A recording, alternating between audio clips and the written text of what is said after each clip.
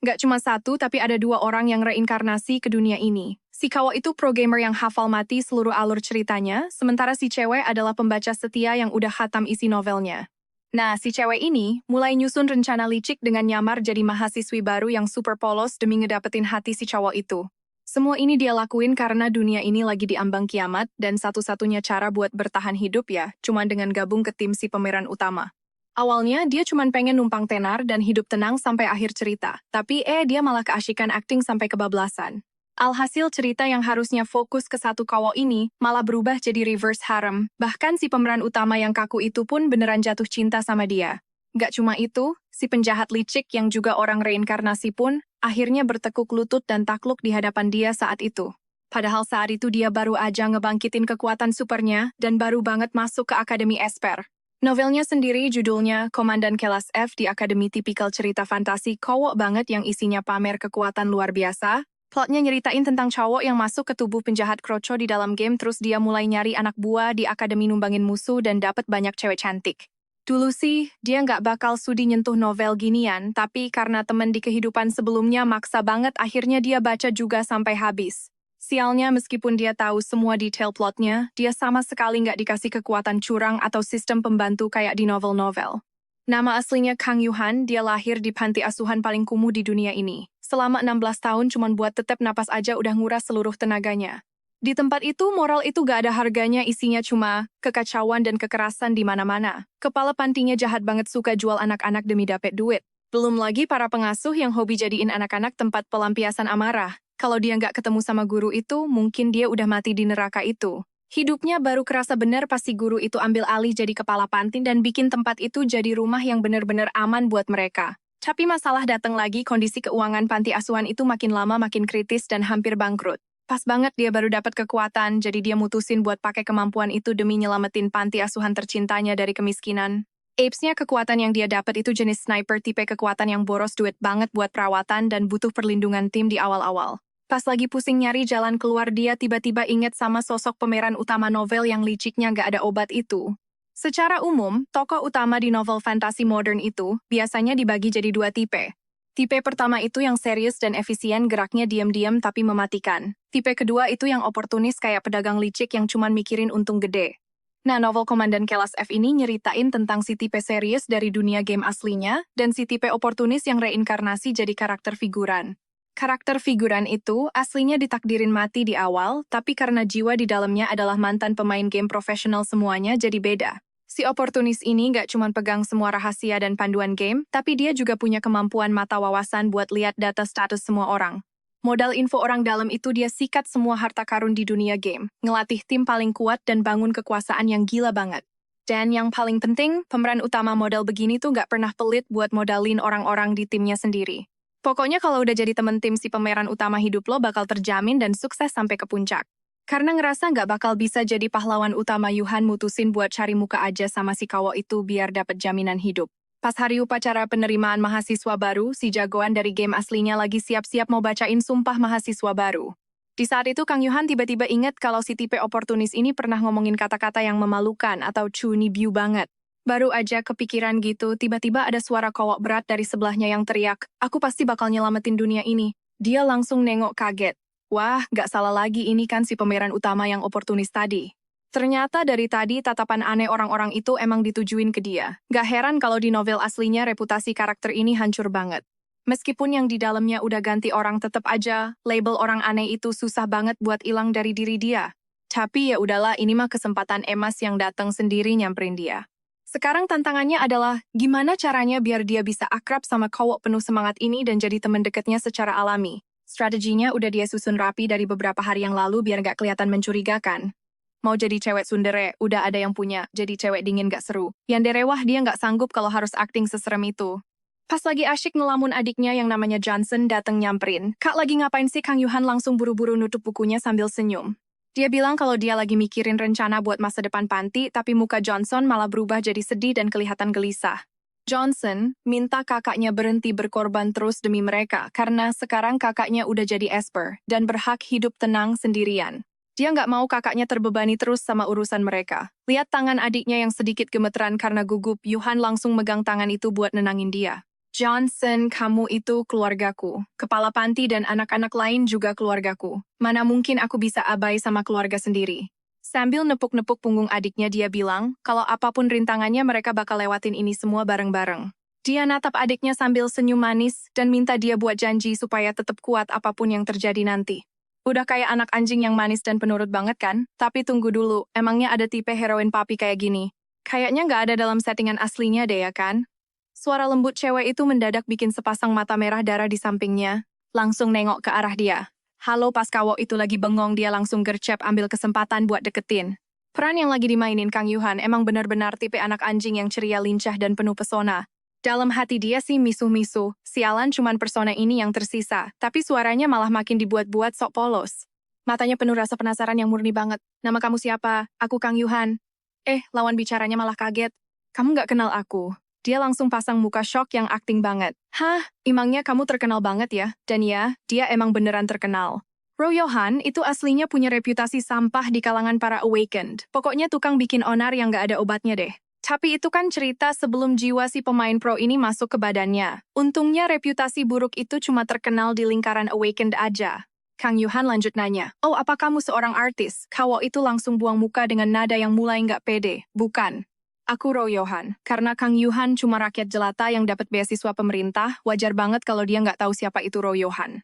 Di dunia ini, Awaken itu dibagi jadi dua jenis. Ada yang dapat kekuatan warisan turun-temurun dari keluarga elit, dan ada juga yang cuma orang biasa yang nggak sengaja dapat kekuatan, sambil merendahkan suara, biar kelihatan malu-malu. Dia bilang kalau aku sih cuman Awaken jalur beasiswa, nggak punya kenalan di sini jadi rasanya canggung banget. Jujur aku takut nggak bisa ngejar pelajaran di akademi. Yohan kamu pasti punya banyak kenalan ya di sini. Ro Yohan jawab dengan sopan. Aku dari keluarga Awaken jadi ya tahu sedikit lah. Wah beneran. Keren banget mata Kang Yuhan langsung berbinar penuh kekaguman. Terus kamu udah bisa pakai kekuatan kamu. Alis Ro Yohan sedikit berkerut sambil nyender ke belakang. Dia mulai ngerasa rileks dan gak terlalu waspada lagi. Senyum nakal mulai muncul di bibirnya. Nggak tahu ya, lihat tingkahnya Kang Yuhan dalam hati teriak. Nggak usah sok misterius deh, masa lo nggak tahu? Padahal lo kan pemain pro di game ini. Dia kudu bikin Ro Yohan tertarik sama dia secepat mungkin sambil mikir gitu. Dia nangkupin kedua tangannya sambil pasang nada manja yang minta dikasihanin. Duh kalau gitu ajarin aku juga dong. Ro Yohan emang nggak bakat ngadepin cewek, mukanya langsung merah padam, tapi pas rencananya hampir berhasil. Upacara penyambutan mendadak selesai. Gagal deh usaha pertamanya buat naklukin si Doi. Tapi tenang Kang Yuhan yang nyamar jadi si ceria ini, cepet banget baur sama teman sekelas. Sedangkan si Ro Yohan, yang aslinya cuma karakter penjahat figuran malah berakhir sendirian. Bener aja dia cuma duduk di pojokan kelas, sambil sibuk baca-baca plot game. Di tahap awal yang masih cupu gini dia emang nggak bisa gerak sendirian dan kalau mau deketin keluarga Awakened lain pun pasti bakal ditolak mentah-mentah gara-gara masa lalu aslinya yang suram. Jadi tipe pemain pro kayak dia pasti bakal mulai dengan ngedeketin kelas F, di mana orang-orangnya nggak terlalu benci sama dia. Dan kebetulan skill cewek ini adalah posisi penyerang yang lagi dibutuhin banget sama Ro Yohan. Asal dia pamer kekuatan. Cepat atau lambat dia pasti bakal ditarik masuk ke tim Kawo itu. Si cewek pun mikir, mending dia bantu Kawo itu buat cari muka dulu di kelas. Kang Yuhan manggil dia sambil dada-dada Yohan sini duduk bareng kita. Si pemain pro itu sempet bengong bentar tapi langsung connect dan ikut kerja sama. Dengan modal pengetahuan, gamenya yang luas, dia langsung dapat banyak poin plus di mata teman-teman barunya. Si cewek ngedumel dalam hati. Tadi ditanya malah sok bego. Sekarang pas bisa cari muka malah sok baik gitu. Kau nggak tahu malu, jangan lupa ya siapa yang udah buka jalan buat lo. Di pelajaran pertama sebelum latihan berburu monster, si guru ngasih pertanyaan yang tajam banget. Kenapa kalian harus musuhan sama monster? Secara teknis, apa yang bakal kalian lakuin itu adalah mencabut nyawa. Monster juga punya kecerdasan. Mungkin aja kita bisa jadi temen. Pernah kepikiran soal itu nggak? Kebanyakan murid nggak pernah mikir sejauh itu. Mereka cuma ngerasa kalau bunuh monster itu ya hal alami aja. Nggak lama si guru ngasih jawabannya sendiri. Karena tujuan utama mereka adalah bunuh manusia. Maka kita harus jadi musuh mereka. Saya harap nanti kalian bisa nemuin jawaban kalian masing-masing. Kang Yuhan sebenarnya belum baca novelnya sampai tamat jadi dia cuma tahu sebagian plot aja. Makanya, dia ngotot banget mau masuk ke tim karakter utama. Dia pengen ngelindungin keluarganya dan bayar hutang panti asuhannya. Biar mereka bisa hidup enak. Kalau emang harus berburu monster buat itu dia siap. Itulah jawabannya. Sekarang karena dia udah mulai akrab sama si karakter utama saatnya, buat ngerencanain langkah selanjutnya. Pas dia buka panel statusnya. Ya, selain stamina yang lumayan sisa, statnya ampas banget sama kayak si Ro Yohan. Gak salah lagi dia harus bergantung sama level up buat jadi kuat. Dan boom, tiba-tiba muncul notif update dari sistemnya. Detik itu juga cahaya putih langsung nyelimutin seluruh badannya. Sistem aslinya udah aktif dan lagi proses nyari siapa pemeran utamanya. Verifikasi hubungan sama si protagonis beres. Selama ia sekarang lo resmi masuk ke dalam alur ceritanya Ryo-Yohan. Ryo-Yohan udah nongol di novel The F-Class Commander of the Academy. Dan khusus buat lo sistem meta udah siap tempur. Sebagai pembaca, lo bisa pakai poin meta buat bikin diri lo makin OP dengan berbagai cara. Karakter lain di cerita nggak bakal nyadar sama sekali. Sistem ini bakal ngasih lo poin meta berdasarkan seberapa sering lo muncul, seberapa penting peran lo di sana. Sampai gimana reaksi dan perhatian para pembaca ke lo. Poin-poin ini kuncian buat jadi makin kuat dan semuanya mulai aktif gara-gara dia interaksi sama si Yohan. Langsung deh dia buka menu toko. Isinya gila banget mulai dari item pengubah plot kayak Magic Sphere, sampai Mistiltaina seharga 100.000 poin belum lagi macem-macem senjata dan ramuan. Bahkan status pun bisa dibeli di sini. Iseng dong dia beli senjata paling murah buat ngetes. Gak nunggu lama tombak sihir itu langsung muncul gitu aja di tangannya. Kang Yuhan girang parah. Akhirnya dia dapet cheat juga tapi ya buat sekarang, mending dia baca dulu chapter kemunculannya. Bener aja ini konten yang pernah dia baca sebelumnya, cuman bedanya sekarang dia yang mainin perannya.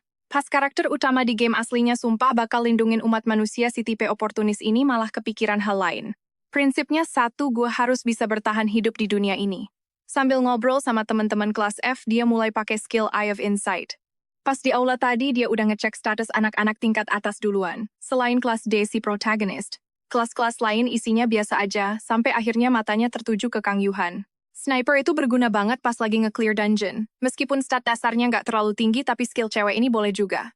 Ryo-Yohan diam-diam mulai kalkulasi, rencananya mau dipantau dulu agak lamaan sebelum akhirnya ditarik masuk ke timnya.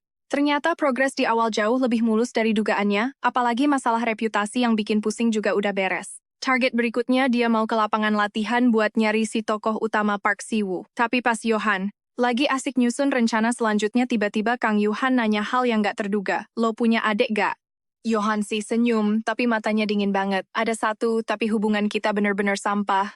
Ya jelas lah, soalnya raga yang dia tempatin ini kakak kandungnya si heroin Gator. Kang Yuhan yang denger itu langsung kesel banget. Soalnya di chapter kemunculan itu nggak disebutin sama sekali gimana dia udah bantuin si oportunis ini buat naikin reputasinya seharian. Parahnya lagi si Yohan malah pede mikir kalau Yuhan naksir dia. Padahal Yuhan cuman akting ramah biar persona Sunny Girl-nya tetap kejaga. Dasar cowok nggak tahu diri, maki dia dalam hati. Tapi untungnya semua hal masih berjalan sesuai rencana dia. Dan selanjutnya tinggal nunggu gimana reaksi para pembaca. Tapi selain diskusi seru, ternyata ada juga komen-komen jahat yang malah minta Kang Yuhan dibunuh aja. Dia melototin panel sistemnya dengan penuh emosi, tapi ini bukti kalau dunianya emang beneran lagi dipantau orang lain layaknya sebuah novel. Tapi dibandingin soal setting dunia yang aneh ini, yang bikin dia makin cemas, adalah poin status yang didapat pas naik level di sini bener-bener random. Bisa dapat 1 poin, atau malah 10. Pembagian atributnya pun acak banget. Dengan kata lain, sebagai seorang sniper, bisa aja poinnya malah masuk ke strength semua, kan jadi build sampah. Apa si oportunis itu jadi introvert gara-gara game rusak ini? Mau protes gimana pun dia harus cepet-cepet sadar sama realita. Kalau mau upgrade kemampuan, kuncinya cuma ada di poin meta. Artinya dia harus nurutin kemauan pembaca dan farming poin kesukaan sebanyak mungkin. Permintaan soal romance tragis sampai harem yang gak ada abisnya bikin dia terpaksa ngerombak rencana awal. Padahal tadinya, dia cuma mau deketin si oportunis itu, press koneksi sama sumber dayanya terus cabut jadi pemain mandiri. Tapi sekarang demi timbunan poin meta, yang banyak dia harus muter haluan dari sekedar teman biasa. Jadi inceran posisi heroin utama. Demi goal ini dia nggak cuma harus jaga hubungan baik sama si oportunis, tapi juga harus mulai PDKT satu-satu sama karakter inti ceritanya. Lagi pula event-event yang bakal datang. Semuanya mengarah ke kehancuran dunia. Jadi bangun hubungan sama para pahlawan yang bakal nyelamatin dunia itu udah paling bener. Tapi, siapa sangka baru hari kedua aja mereka udah nyari masalah sama si heroin aslinya, yang ternyata adik kandung Ryo-Yohan. Ngelihat si heroin yang udah siap ngehajar Ryo-Yohan sampai mati, si Yohan cuman bisa ngeringkih pasrah. Kenapa jadi gini coba? Adiknya itu heroin asli dari gamenya, sementara dia cuman player yang terjebak masuk ke dalam raga kakaknya. Meskipun jiwa di dalamnya udah beda orang adiknya. Ryo-Yura nggak sadar apa-apa dan tetap nganggap dia sebagai kakak brengsek kayak dulu. Bener-bener apes deh. Ryo-Yohan baru saja menginjakkan kaki di area latihan saat amarahnya langsung tersulut. Kamu pasti kesini cuman mau mengacau lagi kan? Si tukang cari celah itu cuman pamer senyum palsu. Katanya sih dia mau latihan. Bahkan anjing lewat pun gak bakal percaya omong kosong itu. Mengintai dari balik bayangan Kang Yuhan langsung teringat alur cerita aslinya. Si manipulatif ini sengaja memprovokasi kakaknya sendiri. Pura-pura jadi korban bully, lalu menunggu diselamatkan oleh sang pahlawan keadilan kita Park Si-woo. Membayangkan plot itu saja sudah bikin dia muak setengah mati, tapi ya ini kan drama keluarga orang lain. Sebenarnya dia mau kabur saja, tapi langkahnya terhenti saat melihat Royura benar-benar sudah siap menyerang. Sampah kayak kamu nggak punya hak latihan di sini, seru Yura. Si gadis langsung berubah pikiran, meski ogah-ogahan, demi mengumpulkan poin kredit biar bisa naik level dia terpaksa harus terjun langsung. Dia pun berdiri tegak melindungi Royuhan. Aku dengar semuanya, maksudmu apa bilang dia nggak punya hak, bukannya itu keterlaluan. Sang tokoh utama wanita pun bengong melihat interupsi mendadak ini. Kamu siapa? Apa kamu nggak tahu seberapa sampah orang ini, sampai berani membelanya, teriak Royura dengan emosi meluap. Dia adalah tipe pahlawan wanita yang sombong dan dominan di cerita asli, sekaligus saudara kembar, Royuhan. Karena nggak kenal-kenal amat, Kang Yuhan pura-pura nggak tahu siapa dia. Aku teman sekelas Yuhan. Aku nggak tahu apa hubungan kalian, tapi Yuhan bukan sampah. Lagi pula semua siswa akademi punya hak penuh buat pakai fasilitas latihan ini. Royura langsung membentak. Itu kalau tujuannya benar. Katanya lapangan ini cuma buat yang serius latihan. Dalam hati sih Kang Yuhan setuju, tapi dia nggak boleh kasih tahu itu sekarang. Saat Royuhan bilang dia kesini buat latihan, Kang Yuhan pun menimpali dengan canggung. Dia bilang mau latihan tuh. Yura malah tertawa sinis. Kamu percaya omong kosong itu, tapi kenapa tiap Yuhan bicara kamu langsung menganggapnya bohong? Bukannya itu jahat? Kata-kata itu bikin ekspresi Royura langsung menggelap. Apa kamu benar-benar buta soal sifat asli orang ini? Aku tahu kok, jawab Kang Yuhan mantap. Tapi saat bicara denganku, dia sering tersenyum dan sangat baik. Dia bahkan mau berbagi ilmu. Dia adalah rekan yang berharga. Mendengar itu, Royura langsung membeku. Tunggu, siapa yang kamu maksud? Kang Yuhan menunjuk dengan santai. Yuhan tentu saja, melihat ekspresi penuh kemenangan di wajah kakaknya.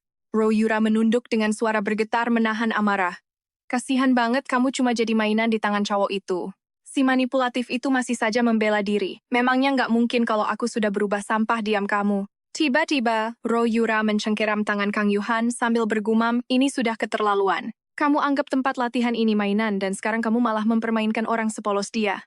Api mulai berkobar di telapak tangannya. Tunggu dulu. Apa di cerita aslinya, dia pernah semarah ini? Kamu benar-benar nggak berubah. Kang Yuhan sampai merinding saking takutnya. Melihat tinju Royura yang hampir menghantam si manipulatif anehnya, Royuhan sama sekali nggak terlihat takut. Malah ada seringai tipis di bibirnya. Dan benar saja, sedetik kemudian ada yang menghentikan serangan itu. Api pun padam. Dan seorang cowok tinggi berdiri gagah di antara mereka. Aturan sekolah pasal 1 bagian 9. Dilarang menggunakan skill pertahanan tanpa izin kecuali saat ekspedisi dungeon atau kelas khusus. Sang tokoh utama aslinya telah tiba. Park Si-woo. Kamu nggak lupa aturan kan, kekuatan itu bukan buat nyakitin orang. Wajah Royura memerah padam sebelum akhirnya pergi begitu saja. Tentu saja aku ingat serunya ketus, sama seperti di plot aslinya. Royura memang punya sumbu pendek. Kalau Park Si-woo nggak datang, mungkin mereka benar-benar sudah tamat. Si manipulatif langsung cari muka dengan berterima kasih, tapi Park Si-woo sama sekali nggak peduli. Sudahlah, jangan baper. Aku cuma nggak mau diseret sebagai kaki tangan kalau kalian kenapa-kenapa. Tapi kamu tetap menolong kami kan? Kang Yuhan langsung pasang mode papi yang penuh kekaguman. Kamu keren banget. Tegas dan sangat berani, Park Si-woo langsung memalingkan wajah dengan pipi yang memerah tipis. Biasa saja. Mereka berdua saling lirik memikirkan hal yang sama. Apa dia baru saja salting? Suara lembut si gadis kembali terdengar. Kamu adalah teladan di era ini, benar-benar kebanggaan akademi kita. Si manipulatif ikut memanaskan suasana hunter paling hebat di masa depan idola kami. Park Si-woo langsung panik dan mundur. Tunggu, mana mungkin orang yang cari masalah bisa menghentikan korbannya? Dia akhirnya menyerah dan membungkam mulut mereka berdua. Diam kalian, si iceberg yang kelihatannya dingin ini. Ternyata lemah banget kalau dipuji. Menggodanya ternyata asyik juga, dan berkat itu suasana jadi jauh lebih santai. Dia pun melanjutkan obrolan dengan Louis. Si-woo, kamu kesini mau latihan juga? Aku tadi di dalam tapi merasakan aliran sihir di dekat sini. Si pencari celah itu pun ikut menimpali pembicaraan dengan santai. Magic perception gokil, itu sesuatu yang bahkan Hunter Pro pun susah dapetin. Serius keren abis. Tadi itu skill lo juga pas madamin api? Itu cuma trik receh kalau lo udah mulai akrab sama sihir. Gampang kok. Si-woo ngomong gitu sambil sok rendah hati, tapi Yuhan langsung bongkar kedoknya. Jangan mau ditipu, itu teknik tingkat tinggi. Mereka bertiga asyik ngobrol sepanjang jalan sampai akhirnya Si-woo sampai di asrama dan pamit duluan. Begitu si karakter utama pergi, si oportunis kita ini tiba-tiba angkat bicara. Loh, ada perlu apa ke tempat latihan hari ini?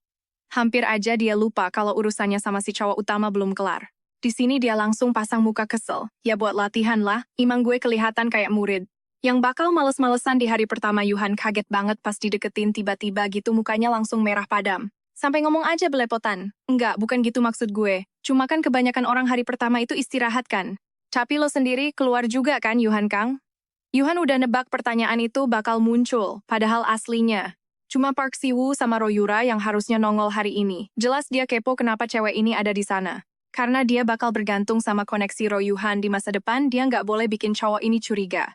Gue tadinya juga gak niat latihan di hari pertama, tapi gara-gara lo gue berubah pikiran. Si oportunis itu bengong, gara-gara gue.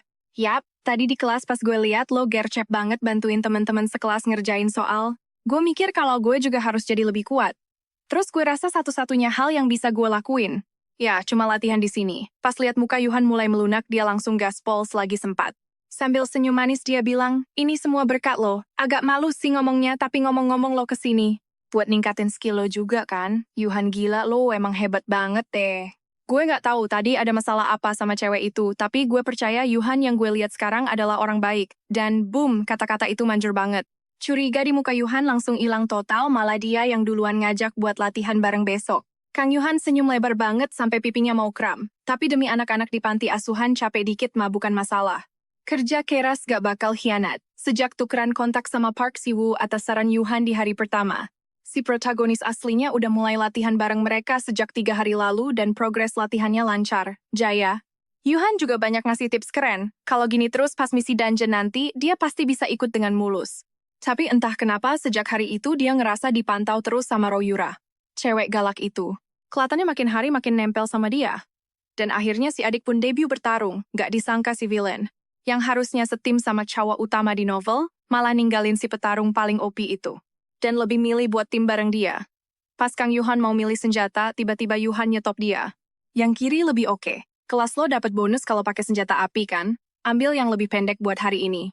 Dia tahu saran Yuhan gak pernah asal-asalan, jadi dia ikutin aja pengen lihat rencananya apa. Pas udah dapet pistolnya, dia nanya Yuhan.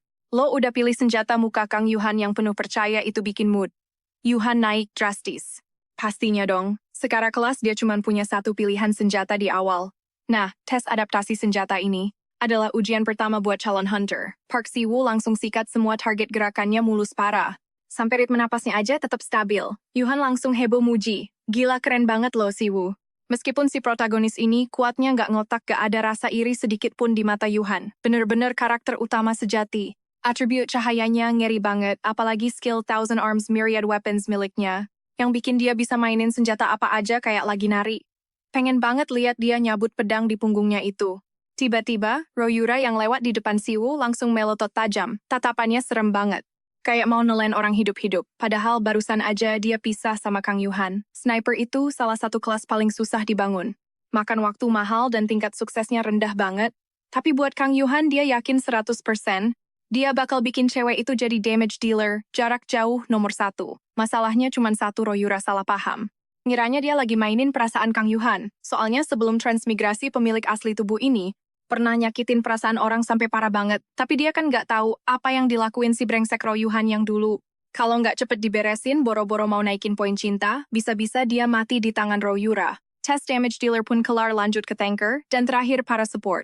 Meskipun Yuhan ada di posisi support, bagi dia nyerang target yang cuma diam itu bener-bener ngebosenin. Sambil angkat tangan dia langsung nyeletuk ke instruktur, Pak saya minta metode penilaiannya diganti aja. Kelas yang dia ambil itu Commander. Sesuai namanya ini tuh peran support yang tugasnya ngeracik taktik, biar tim bisa menang dengan cara yang paling efektif. Tapi di dunia lain yang cuma mentingin serangan brutal kayak gini kelas, Commander punya reputasi ampas gara-gara nggak bisa maju di garis depan.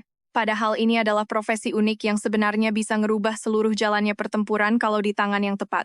Kalau player game sih pasti udah paham lewat guide, tapi orang-orang di sini kagak ada yang ngerti. Ya udah waktunya dia kasih paham ke semuanya. Si asisten instruktur ngerasa ide itu segar juga, makanya dia setuju buat ngerubah ujiannya jadi duel 1 lawan 1. Pas denger Royuhan lagi nyari lawan, para pemegang tameng langsung rebutan buat daftar cuma biar bisa ngehajar dia habis-habisan. Malah ada yang terang-terangan bilang mau ngebunuh dia. Wah, ternyata kamu populer banget ya, goda si asisten instruktur sambil cengengesan. Royuhan cuma nanya dengan muka datar. Boleh pilih lawan sendiri kan? Begitu diizinin matanya langsung tertuju ke barisan kelas D. Woi raksasa iya lo. Si cowok rambut biru itu langsung senyum ngeremehin sambil ngerasa pede tuan muda target yang gede emang lebih gampang dipukul kan? Kurang ajar tanpa peduli sama makian cowok itu dia cuma ngangguk ke instruktur. Pilihannya udah mantap. Semua orang di sana ngira dia bakal milih orang yang sama-sama kuat dari kelas D buat jadi rekan timnya. Royuhan malah jalan santai dan berdiri tepat di belakang Kang Yuhan. Sontak aja muka Royura sama Park Siwoo langsung berubah drastis. Masalahnya, kelas F sama kelas D, itu bedanya jauh banget 2 level penuh. Kang Yuhan pun kelihatan panik. Yohan ini serius nggak apa-apa. Dia cuma ngelus kepala cewek itu pelan. Percaya sama gue. Dia nggak bilang kalau dia emang sengaja milih lawan kelas D buat pamer kemampuan. Tapi jujur ngelihat muka cewek itu yang lagi khawatir malah bikin dia ngerasa gemas sendiri. Sambil mikir gitu, dia nyamperin si rambut biru yang masih aja ngejek. Bukannya support, harusnya sembunyi di belakang sambil lari-lari nggak jelas. Royuhan diam aja, tapi diam-diam dia ngaktifin Eye of Insight. Lawan di depannya emang nggak selevel sama Park Siwoo, tapi buat ukuran kelas D dia termasuk yang di atas rata-rata dan oke banget. Benar-benar lawan yang dia cari selama ini. Karena dicuekin si rambut biru makin emosi dan langsung meluncurkan serangan pertama. Dengan kondisi fisik Yuhan yang aslinya lembek banget sekali kena pukul sih harusnya langsung tamat. Tapi ya itu kalau emang pukulannya bisa kena. Yuhan dengan santainya menghindar ke samping. Si rambut biru kaget setengah mati terus maki-maki kayak orang gila. Dasar tikus licik. Yuhan cuma narik ujung bibirnya ngasih senyum tipis yang nakal. Low-nya aja yang gerakannya kayak siput. Urat nadi di dahi lawannya langsung nonjol saking emosinya. Itu cuman hoki. Padahal sebenarnya agility mereka berdua itu sama-sama rank F. Tapi karena si lawan pakai armor berat, gerakannya otomatis jadi rada kaku. Dan buat Yuhan celah sekecil itu udah lebih dari cukup. Semua gerakannya udah kebaca lewat Eye of Insight. Bagi Yuhan ngehindarin serangan itu rasanya segampang narik napas doang. Nggak butuh waktu lama sampai stamina si rambut biru itu bener-bener tiris. Yuhan pun mulai mancing lagi. Cuma segitu doang, bos. Sikap so asyik itu bikin si lawan makin gelap mata. Mati loh, dia nerjang kayak banteng gila sementara Yuhan tetap gesit menghindar. Suara Yuhan kedengeran santai banget pas ngeledek. Aduh, takut. Tapi lo nggak lupa sesuatu kan? Si lawan baru tersadar kalau Yuhan nggak sendirian dia punya rekan tim. Tapi ya telat semuanya udah terlambat. Satu tembakan jitu langsung menghantam tangan kanannya. Yuhan ngelihat ke arah Kang Yuhan dengan tatapan penuh rasa kagum.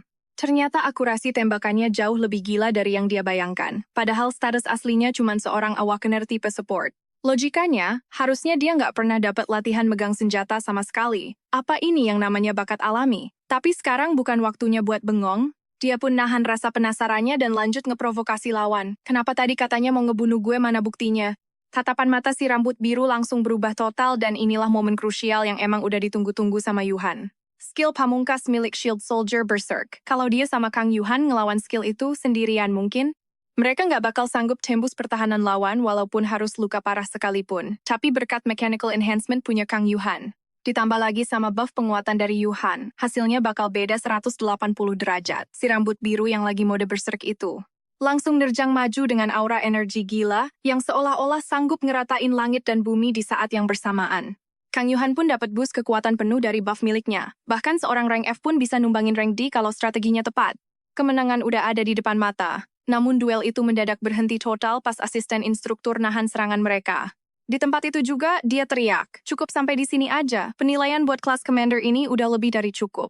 Kang Yuhan pun nurunin senjatanya dan perasaan tegang yang tadi ngeganjel di dadanya akhirnya bisa plong lagi. Dasar kawak licik ternyata dia udah ngitung semuanya dari awal. Itu alasan kenapa di awal tadi dia langsung inisiatif ngebantu dia milih senjata. Apa susahnya sih bilang-bilang dulu ke dia? Dia inget banget di novelnya. Yang harusnya jadi rekan Yuhan itu Park Siwoo. Terus dia dapat rasa pede dari mana sampai berani ngasih misi rank D sesulit itu ke dia. Benar-benar gila judi. Begitu merasakan tatapan tajam dari Royuhan Kang Yuhan langsung tersentak kembali ke realita. Sekarang bukan waktunya buat melamun gak jelas. Dia langsung menerjang maju dan memberikan Royuhan pelukan erat benar-benar hook beruang yang mantap. Dengan nada suara yang ceria dan penuh kemenangan dia berseru, Yohan, kita berhasil mengalahkan kelas D. Nah sekarang waktunya dia memanen point origin. Tapi tiba-tiba tubuh Royuhan menjadi kaku seketika. Kang Yuhan langsung sadar ada yang gak beres. Duh, suara detak jantung siapa nih yang kenceng banget kayak mau copot? Apa mungkin cowok ini sepolos itu sampai nggak tahan kena kontak fisik sedikit saja dengan cewek? Padahal dia kan karakter utama pria di sini. Dia itu tokoh utama dari novel harem khusus Kawo. Tapi di momen ini malah membeku cuman gara-gara dipeluk. Lucu banget sih. Setelah menyadari betapa polosnya si Johan, niat jahil buat balas dendam langsung muncul di hati Yuhan, sampai asisten instruktur berdeham keras mengganggu suasana. Demi memecahkan suasana canggung di tengah sorakan dan godaan teman-temannya, wajahnya akhirnya memerah padam dan dia pun langsung menjauh.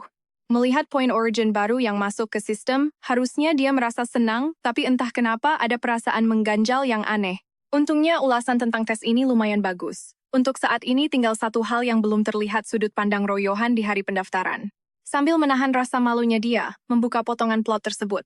Di hari pendaftaran, sang protagonis kita, Park Si-woo, bertemu dengan Royohan. Kejadiannya di lapangan latihan. Itu adalah peristiwa plot pertama di game aslinya, momen yang sudah dia tonton berulang-ulang sampai ratusan kali. Awalnya dia berencana untuk masuk secara paksa ke dalam alur cerita mereka agar bisa membangun hubungan baik dengan Park Si-woo lebih dulu. Tapi, tunggu, cahaya warna teh apa nih di depannya Kang Yuhan? Sosok karakter yang sama sekali tidak pernah muncul di dalam game aslinya. Kenapa orang ini malah berdiri di pihaknya dan bahkan mencoba melindunginya di depan Royura? Perasaan aneh mulai berkecamuk di dalam hatinya. Di dalam hatinya dia selalu hidup di bawah tatapan penuh kebencian orang lain. Untungnya berkat campur tangan cewek ini mereka berhasil menyelamatkan Park Si-woo dari alur aslinya. Kalau ada satu masalah, itu adalah fakta bahwa alur cerita aslinya sudah berubah total. Dia harus segera mencari tahu apa penyebab munculnya variabel ini. Tapi saat melihat cewek berwajah imut seperti anak anjing ini sedang berpura-pura marah, dia malah merasa kalau cewek ini agak menggemaskan. Tanpa sadar dia malah mengikuti alur pembicaraan si cewek. Apa benar dia memiliki kemampuan pelatihan kenyamanan? Kalau bukan dia variabelnya, lalu siapa lagi yang mungkin jadi penyebabnya? Tepat saat pikirannya mulai mumet memikirkan hal itu, Kang Yuhan tiba-tiba mengatakan sesuatu yang benar-benar di luar dugaan. Tunggu sebentar, kalau logika ini terus ditarik, mungkinkah bahwa variabel yang sebenarnya adalah dirinya sendiri? Karena dia mengambil pilihan yang berbeda dari karya aslinya, dia malah membuka karakter tersembunyi bernama Kang Yuhan. Mata gadis itu terpancar rasa percaya yang begitu tulus. Hanya karena sedikit kebaikan saja, dia langsung menaruh seluruh kepercayaannya pada si Johan. Bahkan dia berani pasang badan melawan Royura demi dirinya. Benar-benar orang bodoh. Tapi, dipercaya seperti ini rasanya ternyata lumayan enak juga. Hal ini bahkan membuatnya berpikir kalau mungkin dia bisa mencoba untuk percaya pada seseorang sekali saja. Tapi tetap ada yang harus segera diperjelas. Ngomong-ngomong, cewek yang tadi itu adik perempuan gue. Benar saja, kali ini kolom komentar hampir semuanya sibuk membahas soal dia. Hanya adegan di mana dia berbagi layar dengan Park Si-woo yang benar-benar dipotong habis. Seolah-olah mereka bisa mengobrol seakrab itu tanpa bantuan dariku saja. Tapi syukurlah dia berhasil mendapatkan banyak sekali poin origin. Kali ini poinnya cukup untuk meningkatkan status atau skill. Tapi kalau dia menambah poin sekarang, si pemeran utama pria pasti akan langsung sadar. Dengan kemampuan Eye of Insight miliknya, dia pasti bakal menyadari ada sesuatu yang tidak biasa. Lebih aman kalau upgrade semuanya sekaligus saat naik level nanti. Menilai dari waktunya, Royohan sudah bersiap untuk menantang dungeon pertama setelah berhasil melewati tes senjata. Keesokan harinya, beberapa murid menjadi orang-orang pertama yang membeli senjata eksklusif. Yang mereka gunakan sebelumnya hanyalah senjata standar pemberian akademi. Senjata-senjata standar itu tidak punya daya serang yang tinggi dan cuma cocok dipakai untuk latihan di lingkungan kampus saja. Kualitasnya rata-rata dan gak ada spesial-spesialnya sama sekali. Padahal tempat yang akan mereka tuju sekarang adalah medan perang yang sesungguhnya. Di tempat di mana nyawa menjadi taruhannya, memiliki senjata eksklusif dengan efek atribut sudah menjadi kebutuhan yang wajib. Orang biasa pasti akan memutar otak setengah mati demi mencari dana buat beli senjata eksklusif, tapi Royohan malah terus memperhatikan Kang Yuhan secara khusus. Setelah mendengar gadis itu berkata kalau senjata standar saja sudah cukup berguna, aku hanya bisa menghela napas pasrah. Bisa-bisanya dia bicara seperti itu. Jadi dia benar-benar nggak punya uang buat beli senjata eksklusif. Oke, sudah waktunya untuk mengambil hidden fragment pertama.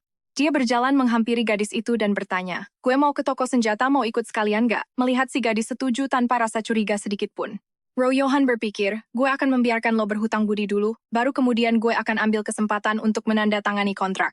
Dia benar-benar nggak sadar dengan apa yang sedang gue rencanakan, dan tetap kelihatan sebahagia itu. Hampir saja aku merasa bersalah, tapi yang Royohan tidak tahu adalah bahwa gadis itu sebenarnya juga sedang memanfaatkan situasi ini. Momen inilah yang sebenarnya sangat ditunggu-tunggu oleh Kang Yuhan.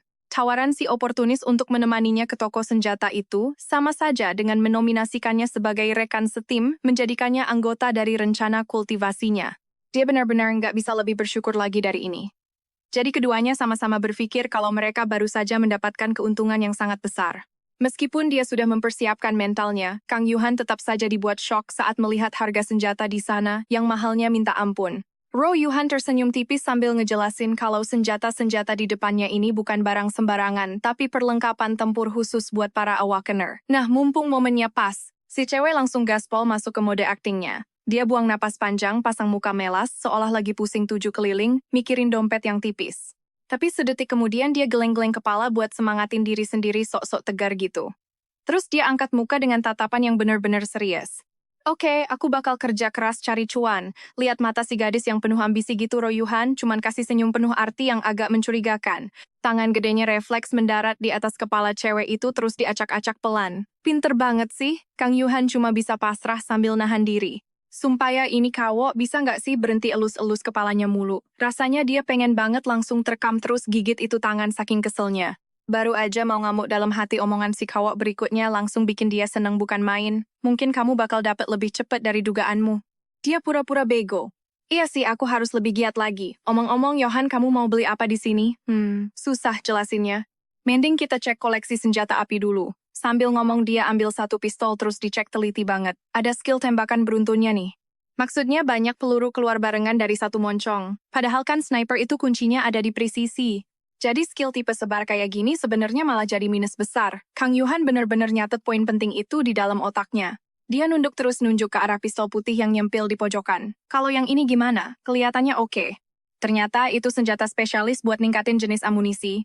Boleh juga, oke, aku beliin ini buat kamu. Hah, buat aku kok tiba-tiba. Muka si cewek bener-bener kayak anak anjing yang kebingungan padahal dalam hatinya udah teriak makasih berkali-kali. Harusnya jangan boros-boros gitu. Tak disangka si cowok malah pamer senyum jahil yang bikin merinding. Ya jelas dong, ini nggak gratisan ya. Tapi aku nggak punya apa-apa buat bayar. Kamu nggak lagi rencana mau jual ginjalku kan? Ro Yuhan langsung ngakak denger kepolosan cewek itu. Kang Yuhan sih udah kebal diketawain gara-gara omongan anehnya. Biarin aja dia ketawa sepuasnya toh, dia sendiri ngerasa itu emang lucu. Tiba-tiba suasana berubah total. Kawo itu nunduk deketin mukanya ke arah dia. Sebenarnya aku butuh skillmu. Dia narik napas bentar. Lanjutnya lagi, detailnya aku kasih tahu setelah kamu setuju, tapi tenang aja, aku jamin kamu bakal aman 100%. Nah, ini dia. Tes moralitas yang biasa ada di cerita-cerita heroin kan, dia langsung pasang muka serius. Ini nggak bakal nyakitin orang kan? Seolah ketularan aura seriusnya Ro Yuhan ikut pasang muka formal. Ini justru buat bantu orang. Kalau gitu, oke, aku mau. Dia langsung meluk erat pistol barunya itu. Kalau cuma imbalan selevel itu sih. Silakan manfaatin aku sepuasnya mulai sekarang.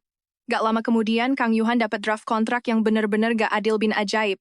Mau dilihat dari sisi manapun, ini kontrak isinya akal-akalan buat jebak dia, tapi anehnya dia malah setuju-setuju aja. Yang penting pistol di tangan urusan belakangan. Begitu lihat cewek itu tanda tangan Ro Yuhan, pasang ekspresi akhirnya dapat ikan gede juga. Dia simpen kontraknya terus, baru deh buka kartu soal tujuan aslinya.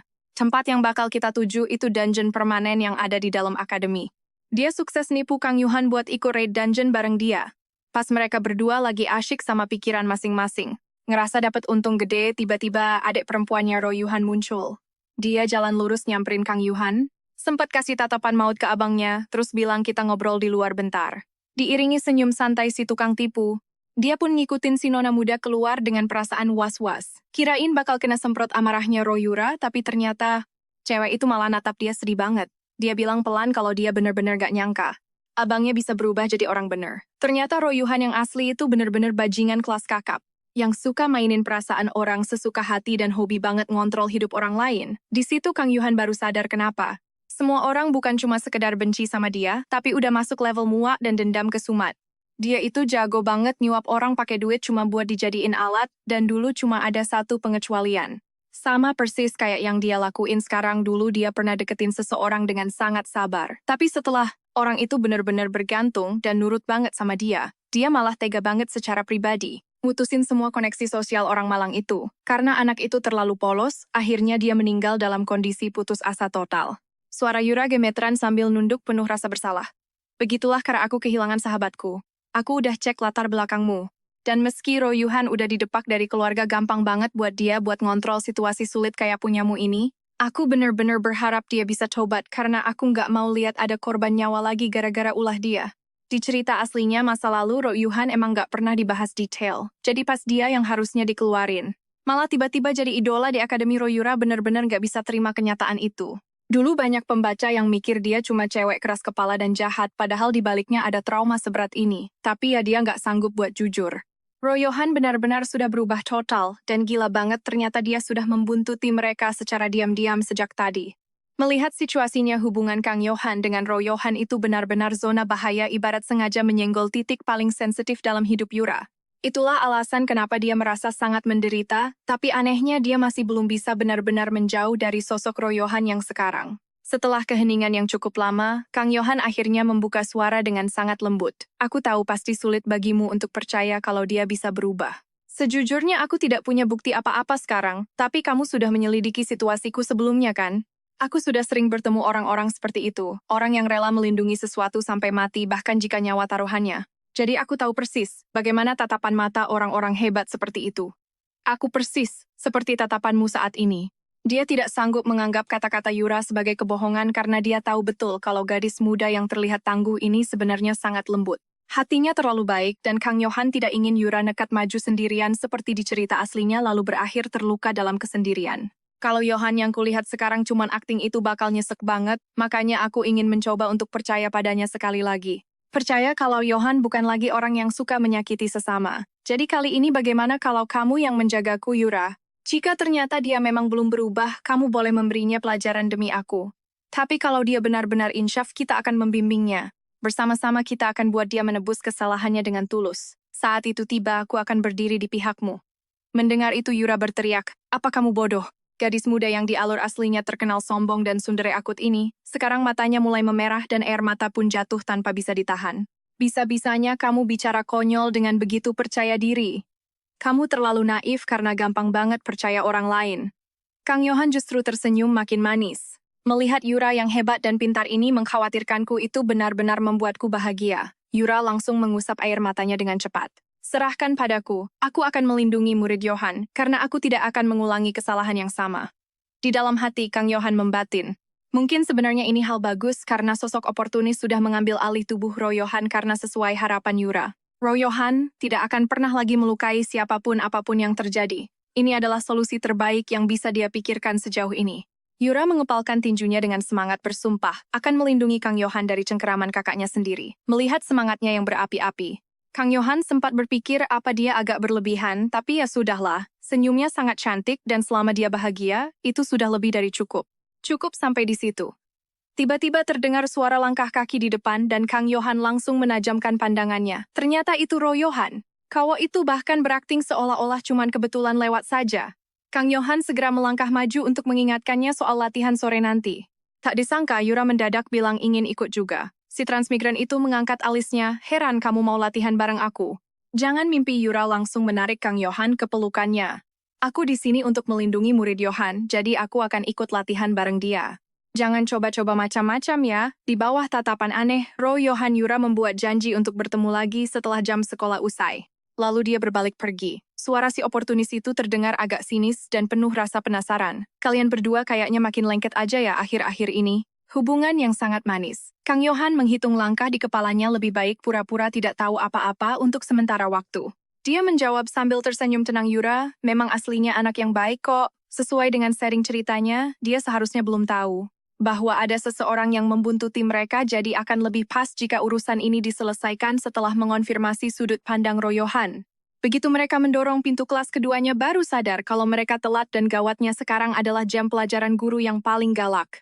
Telat barengan berani banget kalian? Sini jelasin ke saya kenapa baru nongol jam segini, urusan terbongkarnya dosa Royohan. Serta cara dia menangani karakter utama wanita aslinya. Kang Yohan sebenarnya sudah menduga bakal dapat banyak pujian dari para pembaca. Tapi dia sama sekali tidak menyangka kalau poin asalnya bakal berlipat ganda secara instan. Tidak hanya itu, dia juga membuka fitur baru yang keren. Fitur yang memungkinkan dia melihat potongan cerita dari berbagai sudut pandang.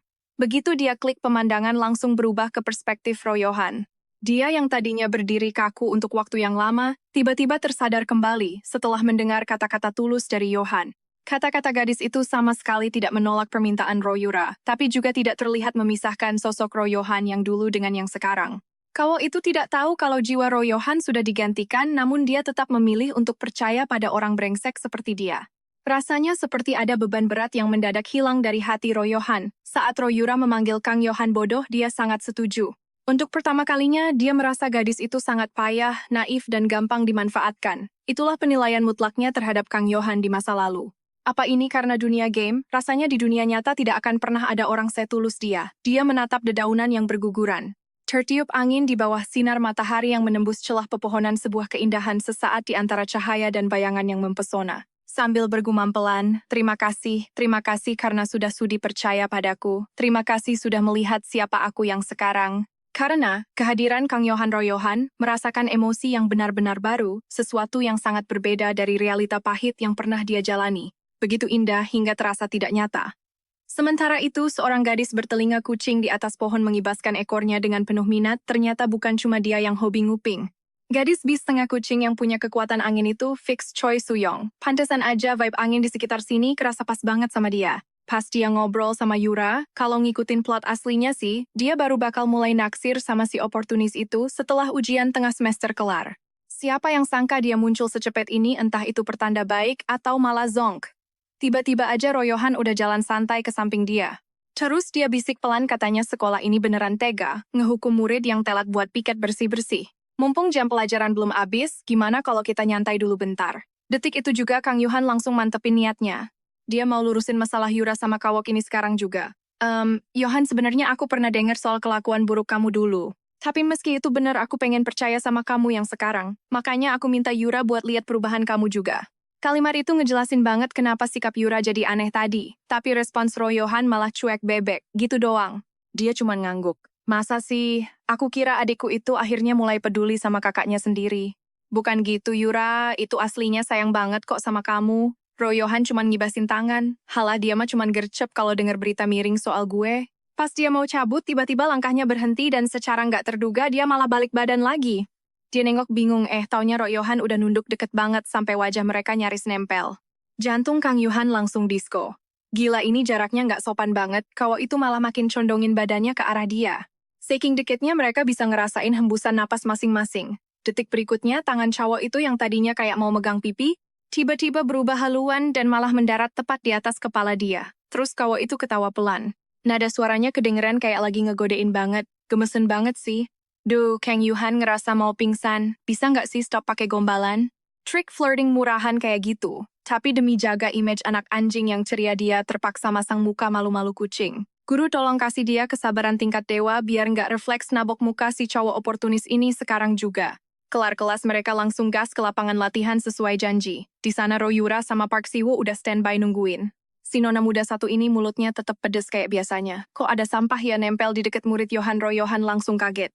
Lo lagi ngomongin gue ya? Waduh, sampahnya bisa ngomong. Untungnya di momen kritis itu, Siwoo langsung nengahin.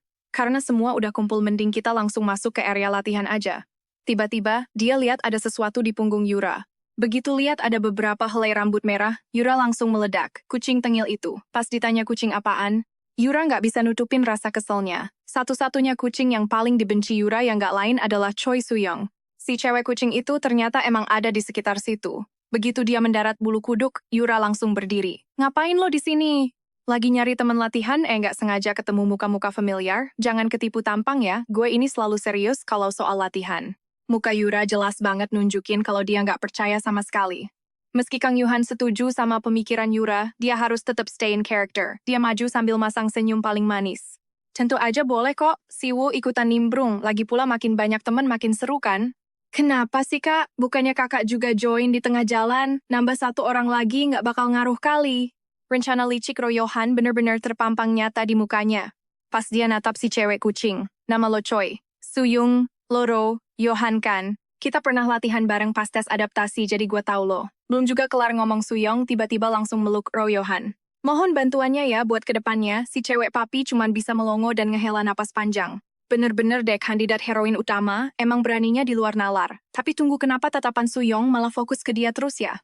Royohan yang lagi dipeluk malah kaku kayak batu, bener-bener nge-freeze di tempat. Untungnya, Siwoo turun tangan lagi. Gue tahu lo seneng, tapi pas jalan ke tempat latihan tolong jaga sikap dikit ya. Cewek kucing itu ketawa terus ngelepasin pelukannya. Cuma bercanda kok. Tuh kan beneran bisa diandelin kayak karakter utama aslinya. Nggak disangka si cewek kucing langsung ganti topik. Maaf ya Yohan. Nggak perlu minta maaf ke gue kali. Soo-young ngelirik dia misterius. Bukannya lo sama Yohan lagi pacaran? Di kejauhan, kuping Yura langsung tegak, matanya berapi-api pas dia teriak kenceng. Siapa yang pacaran sama siapa? Setelah rusuh bentar. Akhirnya mereka sampai di lapangan latihan. Begitu Park Siwoo nyiapin portalnya, simulasi pertarungan pun resmi dimulai. Siwoo nyaranin pakai portal tipe tonjolan, tapi Royohan ngotot milih tipe tetap. Tiba-tiba Royohan ngeliatin Kang Yuhan. Ada yang baru pertama kali pakai portal di sini kan? Kedengarannya sih kayak dia perhatian sama si anak baru, tapi aslinya dia cuma mau nyari fragmen tersembunyi dan berencana buat ngelatih cewek itu biar terbiasa sama dungeon sejak dini. Gampangnya, portal ke dimensi lain itu cuma punya dua wujud. Pertama, tipe tonjolan atau protrusion, yang baru bisa ketutup kalau semua monsternya habis dibantai, dan satu lagi tipe tetap yang isinya itu dungeon. Nah, tipe tetap ini biasanya nyimpen hadiah tersembunyi yang menggiurkan. Si oportunis yang udah hafal mati alur ceritanya berencana cuma mau nyikat dungeon utama buat ngumpulin item langka. Sialnya di sekitar menara malah banyakan muncul portal tipe protrusion yang ribe itu. Padahal ancaman nyata buat dunia ini adalah gelombang monster yang bakal meledak keluar pas skenario kehancuran dimulai. Jangkauan portal protrusion ini bakal terus meluas dan tugas para hunter lah buat nahan semua kekacauan itu. Jadi benar kata Siwoo nggak perlu terlalu terobsesi sama tipe tetap. Dan ini pertama kalinya. Kang Yuhan nggak sependapat sama si oportunis. Apa kita bakal pakai tipe protrusion buat latihan? Aku sih oke aja, ucap Yura dengan nada yang kedengeran cemas banget. Kamu beneran gak apa-apa. Kalau ngikutin cerita aslinya si oportunis, harusnya bakal beresin dungeon itu malam ini. Yura sendiri cuman gabung karena nggak sengaja. Jadi kehadirannya nggak bakal ngerusak rencana Kawo itu. Lagian dengan kekuatannya sekarang, kalau dia emang mau diakuin jadi anggota tim, dia harus berjuang mati-matian. Dia bahkan sampai berusaha keras buat niruin gaya si pemeran utama wanita. Jadi nggak ada kata nggak bisa. Mau nggak mau dia harus sanggup. Tiba-tiba sebuah tatapan gak biasa tertuju padanya dan saat Kang Yuhan mendongak, dia ngelihat Siwoo berdiri membelakangi cahaya sambil ngelihatin dia dengan ekspresi yang sulit ditebak. Yuhan teriak Yura tiba-tiba, udah mulai nih. Pas dia nengok lagi, Siwoo udah buang muka. Dia ngerasa, kayaknya cowok itu ada sesuatu yang pengen diomongin. Begitu simulasi kelar loading area latihan langsung berubah total jadi medan perang dalam sekejap. Serangan monster resmi dimulai, ratusan monster mulai nyerbu dari langit dan darat. Tiba-tiba, sekelebat cahaya melesat lewat, dan inti kristal di atas kepala salah satu monster langsung hancur berkeping-keping. Meski cuma simulasi, suasananya bener-bener mirip sama invasi monster yang asli. Royohan kaget banget ngelihat Kang Yuhan bisa nembak tepat di inti monster yang lagi terbang. Cuma dengan satu tembakan maut. Walaupun ini bukan dungeon tipe tetap yang dia harapinnya, lumayan lah. Dia bisa sedikit lebih semangat buat latihan kali ini. Ngikutin aba-aba Royohan, tim mereka langsung ambil posisi masing-masing. Yura maju duluan buat buka serangan. Dia melompat tinggi, api berkumpul di kepalan tangan kanannya dan setelah dapat momentum, dia hantem monster tipe pertahanan di bawahnya dengan keras banget. Armor monster itu hancur seketika pas dia melompat mundur buat jaga jarak. Serangan Kang Yuhan langsung nyusul. Pelurunya meledakin inti kristal si monster dengan presisi tinggi. Dan dengan suara dentuman keras monster itu tumbang. Yura pun udah balik ke formasi tim. Gila ganas banget, Royohan makin semangat. Dia langsung ngasih perintah lagi. Selanjutnya Mage pakai sihir angin buat kunci pergerakan mereka. Nah itu dia, biar si gadis kucing yang nanganin. Kang Yuhan bakal koordinasi sama dia dan Yura buat kasih serangan pamungkas sebentar lagi. Monster di sekitar mereka akhirnya bersih total. Royohan tersenyum puas. Sesi latihan ini ternyata berjalan jauh lebih mulus dari yang dia bayangin. Ada Choi Soo-young, yang punya serangan area luas Royure, yang damage sekali pukulnya nggak ngotak.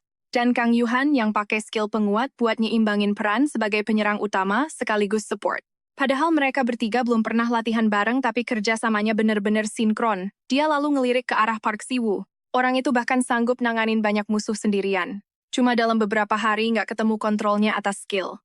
1000 senjata udah makin jago dan luas banget. Bener-bener monster. Latihan ini bener-bener di luar ekspektasi. Bentuk tim langsung sama, orang-orang ini kayaknya sangat mungkin asal dia bisa ngelatih Kang Yuhan dengan bener. Keren, semuanya nurut sama perintah Yuhan dengan baik. Kita bahkan mungkin bisa pecahin rekor waktu tercepat. Fase pertama belum kelar, jangan seneng dulu. Dalam kondisi normal, ngadepin gelombang monster sebanyak itu biasanya butuh kerja sama banyak tim sekaligus. Soalnya jumlah monster itu jauh di atas apa yang bisa ditahan satu tim aja.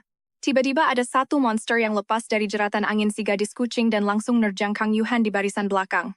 Kang Yuhan refleks angkat senjatanya dan nembak, tapi pelurunya malah terpental pas kena inti kristalnya. Di saat itulah dia baru sadar kalau mananya udah habis tak bersisa. Muka Royohan langsung berubah drastis. Jelas banget kalau monster itu udah nggak bisa dihentiin lagi. Royohan yang ada di sampingnya langsung pasang badan di depan cewek itu dan maksa ngeluarin perisai mana. Tapi karena baru aja pakai skill penguat, sisa mananya nggak bakal kuat nahan lama. Yurei juga lagi sibuk dikeroyok monster pas perisai itu hampir pecah. Tiba-tiba sesosok bayangan yang diselimuti mana pekat melesat cepat dan nebas monster itu dalam sekali tebas.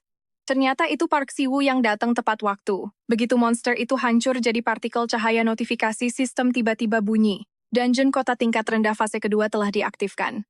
Ro Yuhan akhirnya bisa narik napas lega. Emang bener-bener si pemeran utama. Kecepatan reaksinya bener-bener di luar nalar. Yura langsung lari nyamperin adiknya dan narik dia bangun dengan muka yang khawatir banget.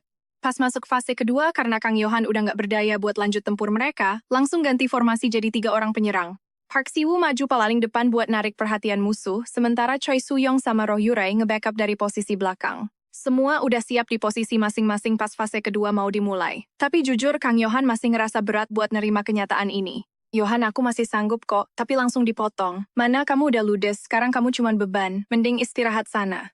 Pas lagi nyusun taktik Roh Yuhan yang super logis ini, bener-bener nggak nyadar kalau ada yang nggak beres sama Kang Yohan. Padahal dia punya stok ramuan mana, tapi dia pikir sayang banget kalau harus dipakai cuma buat simulasi latihan kayak gini. Baru juga kepikiran gitu fase kedua langsung meledak dimulai. Roh Yuhan pun balik lagi ke mode komandan yang dingin. Roh Yurei kunci pergerakan barisan depan musuh, Si-woo habisin semua gerombolan kroco itu sekali sikat. Awas monster, mulai ngumpul di sebelah kiri, tapi tetap aja tanpa bantuan. Kang Yohan pertarungan mereka jadi berat banget. Area yang dijaga Choi Soo-young jadi yang pertama kelihatan mau hancur. Biarpun udah usaha keras, hasilnya emang udah nggak bisa diubah lagi. Akhirnya mereka gagal total. Sayang banget padahal kalau bisa bertahan dikit lagi mereka pasti tembus fase kedua itu. Yurei langsung ngomel kesel. Ini semua tuh gara-gara kamu tahu. Soalnya, setelah serangan tadi, Yohan dianggap udah tewas di simulasi. Roh Yuhan nggak tahan buat nggak nimpalin. Gue juga mati kali santai aja. Tiba-tiba mata cewek imut itu langsung berkaca-kaca mau nangis. Maaf ya, ini semua salahku. Si kakak langsung panik dan ngebela. Nggak gitu kok masa kamu nyalahin Yohan sih? Malah berkat kamu kita bisa bertahan selama itu. Cuma Roh Yuhan yang dari tadi diem 1000 bahasa sambil merhatiin situasi. Si cewek kucing itu tiba-tiba nurunin suaranya. Anak itu. Dia kayaknya bener-bener nggak sadar seberapa ngeri bakat yang dia punya.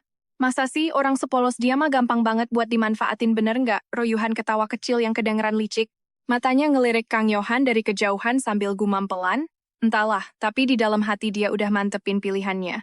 Jelas dia bakal manfaatin bakat itu semaksimal mungkin. Secara teori dengan statusnya sekarang, harusnya mana cewek itu udah habis dari tadi. Di paruh awal fase pertama, skill pasif 100 tembakan, 100 kena miliknya itu gunanya buat ningkatin akurasi. Biarpun cuma pasif skill, itu tetap makan mana sesuai tingkat koreksi tembakannya. Ditambah lagi, dia terus-terusan pakai peluru sihir yang boros mana. Normalnya dia nggak bakal sanggup nembak sebanyak itu dalam sekali jalan. Tapi faktanya dia bertahan lama banget sampai-sampai Roh Yuhan lupa buat terus mantau sisa mana yang dia punya. Ini artinya akurasi dasar Kang Yohan itu emang udah gila dari sananya. Sampai-sampai skill 100 tembakan. 100 kena, itu hampir nggak makan mana sama sekali. Ini murni bakat dewa. Kenapa sih orang sehebat dia nggak pernah muncul sebelumnya? Di alur cerita utama dia nggak sengaja nemuin permata tersembunyi yang belum terasa. Malam ini pasti bakal seru banget buat ditunggu. Senior Roh Yuhan tiba-tiba manggil si cewek kucing dengan nada yang beda. Boleh tanya, apa kamu tertarik buat ngerasain masuk ke portal yang beneran pas dia lagi merhatiin Kang Yohan? Ternyata Kang Yohan juga lagi ngawasin dia diam-diam. Kelihatannya malam ini cowok itu beneran niat mau nyeret si cewek kucing masuk ke portal juga. Tapi kalau dipikir-pikir, emang ada yang aneh sama status cewek itu. Statistiknya bener-bener payah kalau nggak dapet suntikan mana. Pelurunya bahkan nggak bisa gores inti monster sama sekali. Jangan terlalu dipikirin hasilnya tiba-tiba suara Park Si-woo kedengeran di dekat telinganya. Ngelihat Kang Yohan cuma berdiri bengong dia lanjut bilang, justru karena kita nggak tahu apa yang bakal kita hadapin di pertarungan asli, makanya kita butuh latihan ini. Kalau tadi kamu pakai ramuan mana, kamu pasti bisa bertahan jauh lebih lama. Mata birunya yang tenang itu entah kenapa bikin perasaan jadi lebih adem. Kamu udah hebat banget kok Yura, langsung ikutan nyaut buat hibur dia. Bener banget nanti kalau level mana kamu naik. Semua pasti bakal membaik, Yohan kekuatanmu itu udah nggak ada masalah, padahal awalnya dia cuma pura-pura lesu buat jaga image, tapi mereka malah tulus banget nyemangatin dia. Baik banget ya beda jauh sama si tukang ambil kesempatan itu. Bener-bener kayak langit dan bumi, tapi sejujurnya saat itu dia emang nggak sepenuhnya bisa tenang sih. Sampai sekarang pun tangannya masih gemeteran gak karuan gara-gara kebanyakan pakai mana, tapi itu nggak masalah. Yang penting mereka bisa tembus portal malam ini. Cewek itu tiba-tiba berdiri tegak. Oke, aku bakal usaha keras buat naik level. Kang Yohan pun tersenyum lagi. Ayo kita berjuang bareng. Pas tengah malam cewek itu merayap keluar dari semak-semak. Ternyata aturan jam malam itu emang cuman formalitas doang. Pantesan aja geng protagonis sering keluyuran bebas pas malam hari. Di cerita aslinya, setelah bubar tadi siang, Royuhan bilang kalau si cewek kucing juga bakal ikutan raid dungeon kali ini. Suyong beneran mau ikut. Apa nggak bahaya Royuhan cuma ngangguk santai? Tenang aja, dia baru aja tanda tangan kontrak kok. Dia nggak mau cuma jadi beban. Si gadis imut yang mirip anak anjing itu mematung sejenak sementara rasa kecewa mulai merambat pelan di hatinya. Tenang saja di raid kali ini, kamulah kuncinya. Melihat dia yang begitu kurang percaya diri, Royuhan cuma bisa menghela napas panjang. Kan sudah kubilang berkali-kali. Kowo itu mengangkat tangan dan mengacak pelan rambutnya. Pipi Kang Yuhan langsung memerah saat dia mengangguk malu. Dia memang tipe yang merasa sangat bahagia kalau kepalanya dielus-elus seperti itu. Sialan gara-gara sistem cuman kasih dia izin buat baca bagian cerita di mana dia muncul, dia nggak bisa tahu apa yang Royuhan bicarakan dengan Sueyang. Tapi kemungkinan besar si Yohan pasti pakai rahasia Sueyang sebagai umpan buat membujuknya bergabung. Sampai rahasia itu terbongkar, dia harus pura-pura nggak tahu apa-apa. Bahkan para pembaca pun punya pemikiran yang sama dengan Yohan. Suatu saat nanti dia bersumpah bakal mematahkan pergelangan tangan bajingan itu saat dia mengklik segmen selanjutnya di mana dia muncul. Monolog batin Kawo itu bener-bener bikin dia naik pitam seketika. Kayaknya Kang Yuhan perhatian banget sama gue dari tadi dia diam-diam ngelirik ke sini terus. Jangan-jangan dia naksir gue Kang Yuhan cuman bisa pasang muka cengos sekaligus ingin menangis karena saking bingungnya. Sumpah setiap kalimat yang dia baca bikin dia ingin langsung lari dan menembak mati Royuhan detik itu juga. Komentar di forum diskusi mulai pindah haluan mendukung Choi Suyong tapi itu nggak jadi masalah buat dia. Lagian, dari awal targetnya memang cuma mau ambil posisi pemeran pendukung saja, tapi tiba-tiba ada tipe komentar lain yang bikin dia kaget. Loh kok ada yang nge-ship dia sama Rora, seiring munculnya karakter-karakter penting satu persatu. Perhatian pembaca nggak lagi fokus berlebihan ke arahnya. Itu jelas kabar bagus buat dia, tapi artinya poin sumber yang bisa dia dapatkan juga bakal makin menipis. Jadi supaya bisa mengumpulkan lebih banyak poin dari para heroin yang bakal muncul nanti, dia harus benar-benar pamer kualitas diri di depan para pembaca. Kang Yuhan memutuskan buat membranding masa depannya sebagai sebongkah permata mentah yang ditemukan oleh seorang oportunis. Pas lagi mengingat hal itu, dungeon aslinya pun dimulai, tapi secara tak terduga, Royuhan malah mengatur agar dia berburu dari luar dungeon. Monster di dalam portal tipe tetap ini memang cuma bisa bergerak di dalam area portal, dan nggak bisa melihat manusia di luar, padahal manusia bisa bebas keluar masuk. Rencana tempur kali ini adalah Yohan dan Sueyang bakal memancing monster-monster itu ke dalam dungeon sementara Kang Yuhan tinggal memberikan dukungan sniper dari arah luar. Sini ulurkan tanganmu. Royuhan langsung menjejalkan segenggam penuh ramuan mana ke telapak tangannya. Tatapannya serius banget. Udah kubilang kan di raid hari ini kamu itu inti serangannya. Jadi kali ini nggak perlu khawatir soal kehabisan mana. Hajar aja tanpa ampun. Royuhan langsung menghancurkan inti dari cacing pasir level 1. Seketika semua monster di dalam dungeon jadi semakin menggila. Tapi si gadis ini memang punya skill menembak level dewa 1 tembakan untuk satu monster. Bener-bener presisi meledakkan kristal inti mereka. Tapi saat monster terus-terusan keluar tanpa henti, dia langsung sadar kalau si oportunis itu lagi memainkan skenario di balik layar. Bajingan itu bukannya membantu malah asyik bikin kekacauan sendiri tanpa mengangkat jari sedikit pun. Nggak butuh waktu lama, mulut pintu masuk dungeon sudah penuh sesak dengan gerombolan monster. Walaupun mereka nggak bisa menyerbu keluar. Lengkingan suara mereka yang sangat melengking benar-benar menghantam gendang telinga Kang Yuhan dengan keras. Membangkitkan memori yang sangat ingin dia lupakan. Dulu dia masih sangat kecil saat monster Doppler menyerang kawasan kumuh secara besar-besaran. Pasukan bersenjata lokal menjalankan kebijakan ekstrim, lebih baik salah bunuh 1.000 orang daripada membiarkan satu monster lolos. Warga sipil yang nggak berdosa pun ikut tewas secara tragis oleh senjata bangsa mereka sendiri. Satu demi satu monster tumbang. Kang Yuhan mengertakkan gigi dan berusaha keras mengusir pikiran buruk yang mengganggunya. Setelah sekian lama, monster di sekitar akhirnya berhasil disapu bersih sepenuhnya. Yohan Sueyong teriak Kang Yuhan, dan mereka berdua langsung menoleh ke arah suara itu. Mata Royuhan langsung melotot perkembangan Kang Yuhan benar-benar jauh melampaui dugaannya. Seorang sniper level 15 dengan kelincahan dan sihir yang sudah mencapai peringkat C, Royuhan benar-benar dibuat melongo. Si gadis imut itu pun melambaikan tangan di depan mukanya.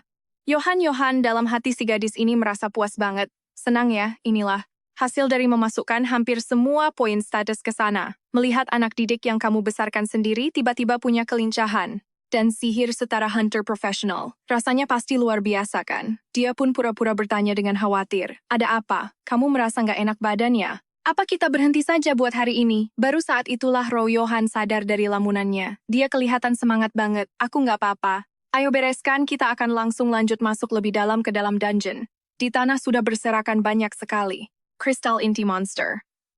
Mereka mulai menumpuk mayat-mayat monster itu jadi satu. Kamu sudah dapat skill inventaris kan?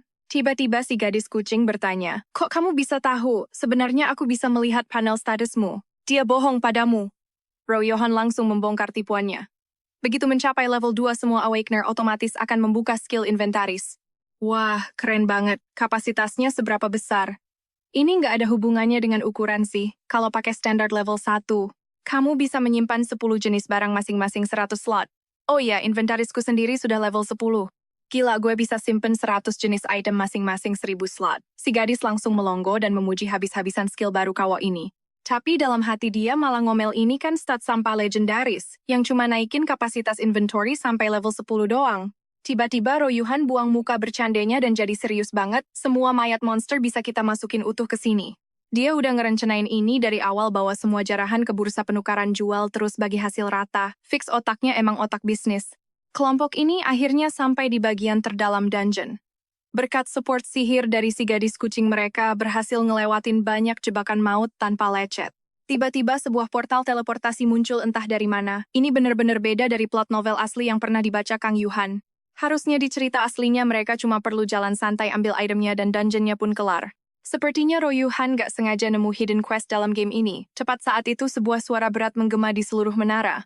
Lanjutkan ujian ini wahai keturunan penghuni menara yang membawa darah murni binatang buas. Kang Yuhan langsung sadar kalau Royuhan berniat memanfaatkan kekuatan Choi Suyong habis-habisan. Masalahnya ini tuh bener-bener red line atau batasan suci buat si gadis kucing. Benar saja Suyong langsung ngamuk dan minta keluar dari dungeon detik itu juga. Kang Yuhan baru mau jadi penengah, si Royuhan malah makin manasin suasana. Semua ini emang udah masuk dalam rencana gue. Kalimat itu langsung bikin emosi si gadis kucing meledak. Masuk rencana lo junior, apa otak lo udah nggak guna lagi? Gue kira lo paham situasi gue, bentak Suyong, tapi Yuhan malah jawab santai, gue paham darah lo dan gue tahu persis masa lalu lo. Makanya gue bawa lo ke dungeon ini. Royuhan terus-terusan mancing keributan sampai Kang Yuhan panik setengah mati. Rasanya dia pengen lari terus bekap mulut cowok itu sekarang juga. Amarah Suyong makin membara, jadi lo emang udah niat mati di sini ya?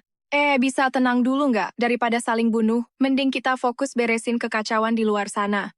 Kita nggak bisa pergi, eventnya udah kepicu. Duh, kawa ini bener-bener gila, udah kayak orang kecanduan game akut. Apa dia pikir dia masih karakter game yang bisa reload setelah mati? Tepat saat si gadis kucing mengaktifkan sihir pembunuhnya. Dan hampir aja bikin nyawa Yuhan melayang, cowok itu bicara lagi.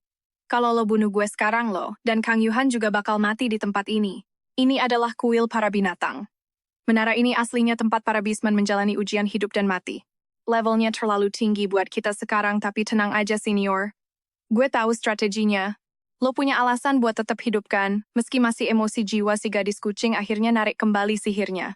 Terus, rencana lo apa sekarang? Melihat siasatnya berhasil, Royuhan cuma nunjuk ke depan dengan gaya coolnya.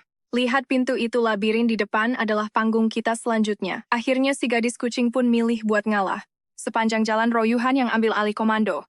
Apalagi setelah naik level dia berhasil ngebuka skill shared vision. Sekarang dia bisa ngelihat apapun yang dilihat Kang Yuhan secara langsung. Berkat skill penglihatan jarak jauh itu semua, peringatan jebakan jadi kelihatan jelas banget.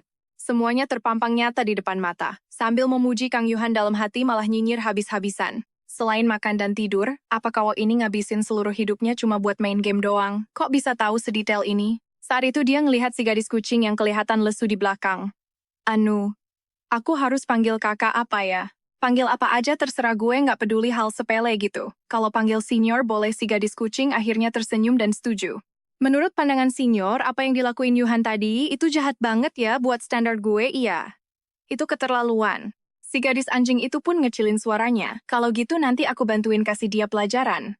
Kedepannya Yuri juga bakal bantu jadi senior, jangan khawatir ya. Kata-kata manis itu sukses bikin suasana hati Suyong membaik.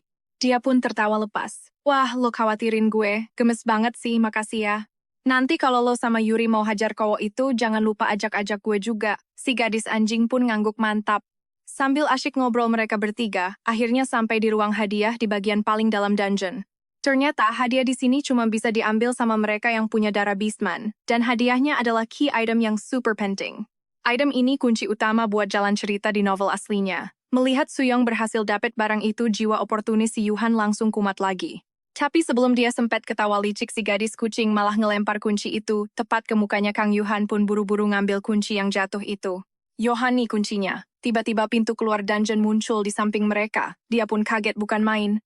Jadi pintu keluarnya tersembunyi di balik ruang hadiah. Hampir semua dungeon emang desainnya gitu. Oke, raid hari ini kerja bagus semuanya. Belum juga Yuhan kelar ngomong, si gadis kucing udah nyengkeram kerah bajunya. Junior, jangan bilang lo udah lupa. Gimana cara lo sengaja mancing emosi gue tadi? Meski lagi diancam mau dibunuh, cowok ini tetap pasang muka lempeng dan tenang banget. Gue masih punya satu hal lagi buat ditawarin ke senior. Apalagi rencana busuk lo sekarang. Namun, kalimat tajam darinya barusan sukses bikin si gadis kucing membeku seketika. Gak cuma itu, sihir pengikat yang tadinya menahannya pun langsung lenyap tak berbekas. Akhirnya, sambil menahan amarah, dia terpaksa mengertakkan gigi dan menyetujui tawaran gila itu. Biar makin rahasia, Ro Yuhan sengaja pakai item peredam suara tingkat tinggi. Hasilnya, Kang Yuhan sama sekali nggak dengar sepatah kata pun soal kesepakatan gelap yang mereka buat. Benar-benar taktik yang licik. Sáng hôm sau, ngay khi cô nàng cún con vừa bước chân vào học viện, một bầu không khí chào đón nồng nhiệt chưa từng có đã bao trùm lấy cô. Hóa ra là tin tức về chiến tích phá đảo hầm ngục hôm qua đã lan nhanh như cháy rừng khắp mọi ngóc ngách trong trường rồi. Ro Yuhan thì vẫn cái nét đó vênh váo như một vị vua đang ngự lãm. Vừa thấy cô, hắn đã dõng dạc tuyên bố: cả học viện nghe đây. Xét công trạng dọn sạch hầm ngục vụ lẻn ra ngoài lúc nửa đêm coi như xóa bỏ. À mà còn chuyện này nữa. Nhưng chưa kịp dứt lời thì rạ. Cánh cửa lớp bị đá bay không thương tiếc. Ro Yuhan bước ra đây chịu chết ngay. Khổ thân thanh niên tai họa ập đến đỉnh đầu mà vẫn chưa hay biết gì. Hắn còn cười đắc ý: anh đây em gái yêu quý. Sao bị ấn tượng bởi sức mạnh tiềm ẩn của anh trai mình rồi chứ gì. Và câu trả lời là một cú đấm thép từ Yura. Cô nàng cún con chỉ biết thầm cổ vũ trong lòng. Yura của mình đỉnh quá đi. Sao anh dám lôi Yuhan đến cổng dịch chuyển giữa đêm hôm khuya khoắt hả? Ro Yuhan cuống cùng giải thích rằng không phải ép buộc, nhưng Yura đâu có cho hắn lấy một cơ hội để phân trần. Dù trong lòng đang cực kỳ sảng khoái khi thấy hắn bị ăn hành, nhưng vì phải giữ mác tiểu thư hiền dịu, cô nàng đành phải giả vờ vào can ngăn. Ngay lập tức, Yura buông tha cho ông anh tội nghiệp của mình. Rồi cô ấy nắm chặt lấy tay cô, giọng run lên vì lo lắng. Yuhan, em có sao không? Nói chị nghe nào. Cái tên vô liêm sỉ đó có động vào người em không? Biết thế, chị đã bắt em ngủ ở ký túc xá của chị rồi. Yura lo lắng kiểm tra cô từ đầu đến chân. Cô vội vàng giải thích: em thực sự ổn mà, anh ấy đối xử với em rất tốt. Với lại ở ký túc xá người khác, cũng vi phạm nội quy trường nữa. Em xin lỗi vì đã không báo trước cho chị. Vẻ mặt hối lỗi 70%. Ngại ngùng 30%. Cú chốt này khiến tim Yura tan chạy luôn. Không phải lỗi của em. Tất cả là tại tên Ro Yuhan đó. Yura ôm chầm lấy cô, giọng nói không còn sắc lẹm mà chỉ toàn là sự quan tâm. Yuhana, em bình an là chị mừng rồi. Cứ đổ hết lỗi cho Ro Yuhan đi. Lỡ em có mệnh hệ gì thì sao, dù vẫn chưa tha cho anh mình. Nhưng may là cô ấy không dùng đến kỹ năng chiến đấu. Tưởng đâu mối quan hệ hai bên đã dịu đi một chút thì... Sức mạnh ma pháp của Yura bỗng bùng nổ. Tôi cứ ngỡ anh đã thay đổi, hóa ra anh vẫn chỉ biết lợi dụng người khác thôi sao. Và thế là hiệp 2 chính thức bắt đầu. Trong giờ học, giáo viên thông báo bài kiểm tra giữa kỳ sẽ là đấu thực tế, đồng thời nhắc cả lớp ôn lại kiến thức cũ. Không khí trong phòng học lúc này cực kỳ thoải mái và vui vẻ. Cứ như thể vụ hỗn loạn tối qua chưa từng xảy ra vậy. Thậm chí huấn luyện viên còn khen họ là cặp song sinh thiên tài của học viện nữa chứ. Đến giờ trưa, cô nàng mèo con cũng nhập hội.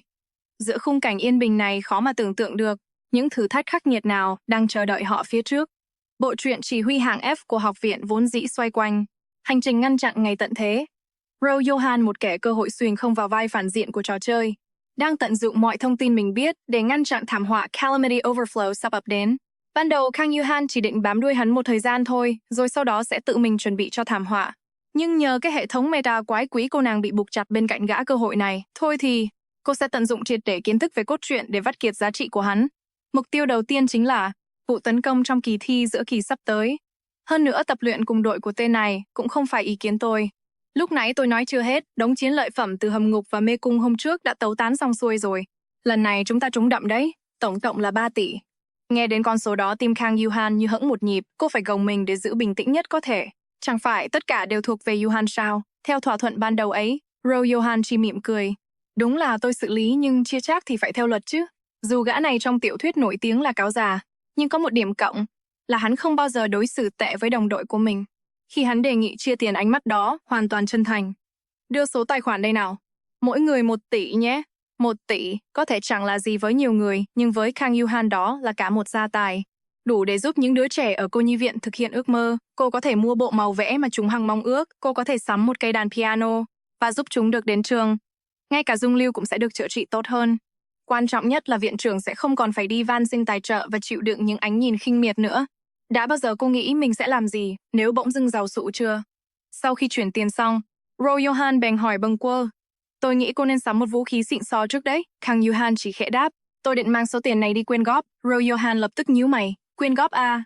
Ý hay đấy nhưng giờ có phải lúc đâu. Lo harusnya fokus buat upgrade diri sendiri sekuat mungkin. Dia tahu banget si oportunis itu pasti ngira kalau dia bakal pakai duitnya buat jadi makin sakti. Tapi Johan gak bisa ngelakuin itu. Cepat atau lambat cowok ini pasti bakal nanya duit itu lari kemana. Jadi lebih baik dia jujur dari sekarang aja, biar gak jadi masalah. Ada sebuah tempat yang udah ngerawat gue sejak dulu, jadi gue udah mutusin kalau suatu saat dapat rezeki nomplok. Duitnya bakal langsung gue sumbangin ke sana tanpa sisa. Kang Johan terus ngebatin dan ngeyakinin dirinya sendiri. Kalau semua ini bakal baik-baik aja. Lagian peran dia di sini kan emang karakter tipe papi yang ceria dan baik hati. Harusnya aksi sosial begini pas banget sama settingan karakternya kan? Bukannya selama ini lo selalu lihat gue kayak gitu. Jadi tolong dipahami ya. Anggap aja kalau gue emang tipe karakter game yang udah diset begini dari awal, terus ya udah terima aja kenyataannya. Dia mungkin bisa ngalah buat urusan lain, tapi buat yang satu ini dia nggak bakal mundur selangkah pun meskipun Johan nggak bakal pernah paham. Untungnya Johan cuma ngangguk dan nerima alasan itu. Terserah lo deh, yang penting lo seneng lagian pakai duit itu kan emang hak bebas lo. Rasanya beban berat di pundak Kang Johan hilang seketika. Tapi tiba-tiba Johan panik. Lo kok lo malah nangis? Dia mondar-mandir bingung tapi nggak berani nyentuh. Lo, kenapa ada yang sakit nggak? Sebenarnya Kang Johan tuh cuma takut. Dia takut kalau Johan bakal marah narik balik duitnya atau malah tiba-tiba nendang dia dari tim. Gimana pun juga, tokoh utama di dunia ini tuh dia bukan gue. Sambil ngusap air mata dia masang senyum paling manis. Johan makasih banyak ya. Detik itu juga pipi Johan langsung merah padam kena serangan mendadak itu. Dia baru aja mau ngomong sesuatu. Kasiyura tiba-tiba muncul di waktu yang pas banget. Johan, ayo kita makan bareng, tapi pas lihat si gadis papi matanya sembab. Cewek bangsawan ini langsung mode galak. Johan kurang ajar lo apain Johan sampai nangis? Si oportunis itu bener-bener mati kutu nggak tahu harus gimana. Sumpah gue nggak ngapa-ngapain, masih berani ngelak lo di depan kita. Kang Johan pun buru-buru maju buat melerai. Yura, sumpah gue nggak apa-apa kok. Jauh sebelum ini bertahun-tahun yang lalu Kang Johan pernah nekat nyusup sendirian ke sarang organisasi Black Scale yang mematikan. Di balik tirai tipis seorang wanita dengan posisi menggoda, memancarkan aura berbahaya dari ujung rambut sampai ujung kaki. Boka ingusan berani banget lo sombong bisa nyelesain masalah terbesar gue. Tapi tatapan Johan tetap kokoh. Iya, gue bisa bedain siapa yang Doppler. Si bos mafia itu diem sebentar. Terus nanya pelan. Terus lo mau tukar sama apa? Tolong kasih identitas warga resmi buat semua guru dan anak-anak panti asuhan gue. Terus pindahin mereka ke zona aman. Jasanya masih sisa banyak nih, oke deh. Gue kasih satu permintaan lagi. Gadis itu nggak ragu sedikit pun. Kalau gitu tolong pastiin semua orang di panti gue nggak bakal pernah ada urusannya sama organisasi kriminal manapun. Wanita itu ketawa kecil. Oke, tapi itu nggak berlaku buat lo. Jiwa-jiwa dari dunia lain emang dari dulu selalu jadi biang kerok. Tiba-tiba suara alarm yang berisik banget maksa gadis itu bangun dari tidurnya. Baru deh dia sadar. Kalau semua kejadian tadi cuma sekedar mimpi. Transaksi sama Black Scale emang jadi pilihan terakhirnya. Waktu itu demi ngelindungin panti asuhan. Untungnya karena dia udah khatam novel aslinya, dia jadi tahu cara rahasia buat nangkep para Doppler. Semuanya aman. Sejauh ini setiap kejadian masih berjalan sesuai sama rencana yang dia harapin. Walaupun reaksi si oportunis kemarin sempat bikin kepikiran, tapi selama statusnya bisa naik terus, harusnya nggak bakal ada masalah gede. Tiba-tiba matanya tertuju ke menu paling atas di list system. Ubah alur cerita. Fitur ini bisa ngerubah isi novel. Jadi konten apapun yang dia mau. Tapi makin gak masuk akal perubahannya, jumlah poin yang dibutuhin bakal makin mahal. Kang Johan bener-bener shock. Beneran fitur begini ada? Kalau gitu gue coba tes dulu deh. Dia pengen jadi karakter cewek yang paling ditakutin di kalangan para Awakened. Tapi sistem langsung nembak harga 10.000 poin. Emang permintaan dia seaneh itu ya? Terus gimana kalau nyembuhin penyakit Jiang Lu atau bikin Kang Johan jadi karakter cheat level dewa? Tapi yang paling mendesak sekarang tuh gimana cara ngebatalin serangan pas ujian praktik nanti? Kira-kira butuh berapa poin ya buat itu? Setelah nyoba berkali-kali dan gagal terus dia buka panel poin aslinya. Cuma buat nemu kenyataan pahit, kalau poin yang dia punya terus-terusan merosot. Gila, poin ini bahkan bisa turun sendiri. Berarti percuma dong dia nabung sekarang kalau pas momen kritis malah nggak bisa dipakai. Apa sih yang salah? Apa jangan-jangan respon pembaca makin parah? Pas dia buka kolom komentar bener aja semuanya kacau balau. Bukan cuma dibilang karakternya jelek, tapi Kang Yuhan bener-bener dihujat abis-abisan sama netizen di ulasan negatif. Gara-gara mikirin itu seharian dia nggak fokus sama sekali pas di kelas. Sebaliknya, si oportunis malah dengerin materi dengan semangat banget, mungkin lagi sibuk nyocokin apa settingan gamenya sama kayak versi yang pernah dia mainin. Di pelajaran kali ini, gurunya lagi jelasin soal sejarah menara. Suatu hari menara-menara raksasa yang misterius tiba-tiba muncul di setiap ibu kota negara di seluruh dunia. Meskipun cara kerja menara ini masih jadi teka-teki besar, tapi semuanya terhubung ke satu tempat yang sama. Taklukkan mereka dan segudang hadiah luar biasa bakal jadi milikmu. Itulah awal mula lahirnya tim peringkat internasional bernama Redemption. Tim ini dipimpin langsung oleh sang pahlawan Park Si-yoon dengan anggota yang semuanya adalah para awakener manusia yang tiba-tiba memiliki kekuatan super di saat bersamaan. Mereka membantai setiap rintangan dan terus mendaki hingga mencapai lantai 333. Di sanalah untuk pertama kalinya dalam sejarah manusia bertemu dengan ras lain. Untungnya mereka berdua bisa saling mengerti bahasa masing-masing. Setelah negosiasi yang cukup panjang, kedua pihak sepakat buat kerjasama menaklukkan menara tersebut. Ras lain itu bahkan mulai keluar dari menara dan berbaur dengan manusia. Namun saat mereka menginjak lantai 666, hubungan harmonis itu mendadak hancur total. Terungkaplah fakta bahwa menara ini digerakkan oleh hasrat manusia. Selama keserakahan itu, masih ada menara ini nggak akan pernah berhenti berputar. Ras lain menuntut agar manusia berhenti menciptakan monster dan berhenti memanjat menara. Kenapa? Karena monster-monster itu mulai menginvasi wilayah mereka dan membantai warga di sana. Perpisahan pun terjadi dan perang besar akhirnya pecah. Singkat cerita, manusia memilih untuk menyegel menara itu, tapi kedamaian tersebut cuma bertahan beberapa puluh tahun saja. Portal-portal misterius mulai bermunculan di sekitar menara. Tempat yang dulu dikenal sebagai Menara Babel setelah tragedi lantai 666, kini resmi disebut Menara Hasrat. Sekarang jangkauannya terus meluas, dan wilayah tempat tinggal manusia dibagi menjadi 3 zona, bahaya, zona menengah, dan zona aman. Panti asuhan mereka saat ini cuma nyaris masuk kategori zona aman. Jika bencana itu benar-benar meluas, panti tersebut nggak akan selamat, jadi dia harus segera mencari jalan keluar. Kalau memang sudah sangat terdesak, dia bahkan rela melakukan kesepakatan gelap dengan Black Scale. Harga yang mahal pun akan dia bayar demi keselamatan semuanya. Tapi sebelum melangkah lebih jauh, ada satu karakter yang wajib dia temui. Dia menatap Royohan yang sedang menuliskan satu nama di buku catatannya sang Oracle. Oracle adalah karakter misterius yang baru muncul di pertengahan cerita. Dialah pencipta game yang dimainkan sang oportunis sekaligus dalang yang menyeret jiwanya ke dunia ini. Di cerita aslinya, Oracle selalu memberi intel dan bantuan untuk menuntun sang oportunis maju. Tapi karena identitasnya yang terlalu mencurigakan, banyak pembaca yang malah drop ceritanya. Sistem sepertinya menganggap tindakan dia kemarin sebagai pola yang sama, yang berujung pada pemotongan poin asal miliknya. Duh, benar-benar ceroboh. Harusnya dia bisa berpikir lebih rasional, tapi emosi sesaat malah mengacaukan segalanya. Satu hal yang pasti, dia jangan sampai membocorkan soal panti asuhan sebelum evaluasinya membaik. Dia tahu betul kalau itu adalah langkah yang paling objektif dan benar, tapi secara perasaan dia masih sulit buat menerima kenyataan tersebut begitu saja. Tidak, dia nggak boleh membiarkan pikirannya kacau lagi. Pertama, amati situasi, jaga reputasi, dan terus kumpulkan poin asal. Itulah kunci utamanya demi keluarga di panti asuhan. Ambisi pribadi nggak penting di sini. Selama dia bisa memerankan karakter yang selalu memprioritaskan, sang oportunis itu sudah lebih dari cukup. Di dalam dungeon, setelah Yura berhasil menghabisi beberapa monster tipe penyerang, tiba-tiba sebuah serangan udara melesat ke arahnya. Bahaya! Cepat di saat genting suara tembakan menggelegar membela udara. Dan boom, Kang Yohan akhirnya berhasil menyelesaikan tahap ketiga dari dungeon tersebut. Yura langsung berlari dan memeluknya dengan penuh semangat. Yohan, gila, waktu tembakan terakhirmu itu tadi bener-bener pas banget. Apa aku nggak telat, tanya Yohan ragu. Mana mungkin, kalau begini terus kamu pasti bakal jadi hunter terkenal di masa depan nanti. Mendengar itu, Kang Yohan merasa hatinya sedikit menghangat. Yura memang selalu sebaik itu padanya. Sayang sekali senior Suyong lagi-lagi nggak muncul kali ini. Yura akhirnya melepaskan pelukannya. Ya, dia kan emang selalu semaunya sendiri. Mungkin dia udah keburu ilfil sama cowok ini sampai malas buat nongol. Tiba-tiba Royohan menyela pembicaraan mereka. Semuanya istirahat dulu yuk, mana kita semua udah hampir habis nih. Dia pun langsung mengambil inisiatif. Kalau gitu aku pergi beli minum dulu ya. Yura sempat mau ikut, tapi dia melarangnya agar Yura bisa beristirahat. Setelah berjalan agak jauh, Kang Yohan akhirnya bisa sedikit rileks. Jujur saja, berpura-pura jadi sosok yang ceria sepanjang hari benar-benar menguras tenaganya. Dia pun berdiri di depan mesin penjual otomatis. Yohan biasanya minum cola dan buat Yura. Yang ini aja deh.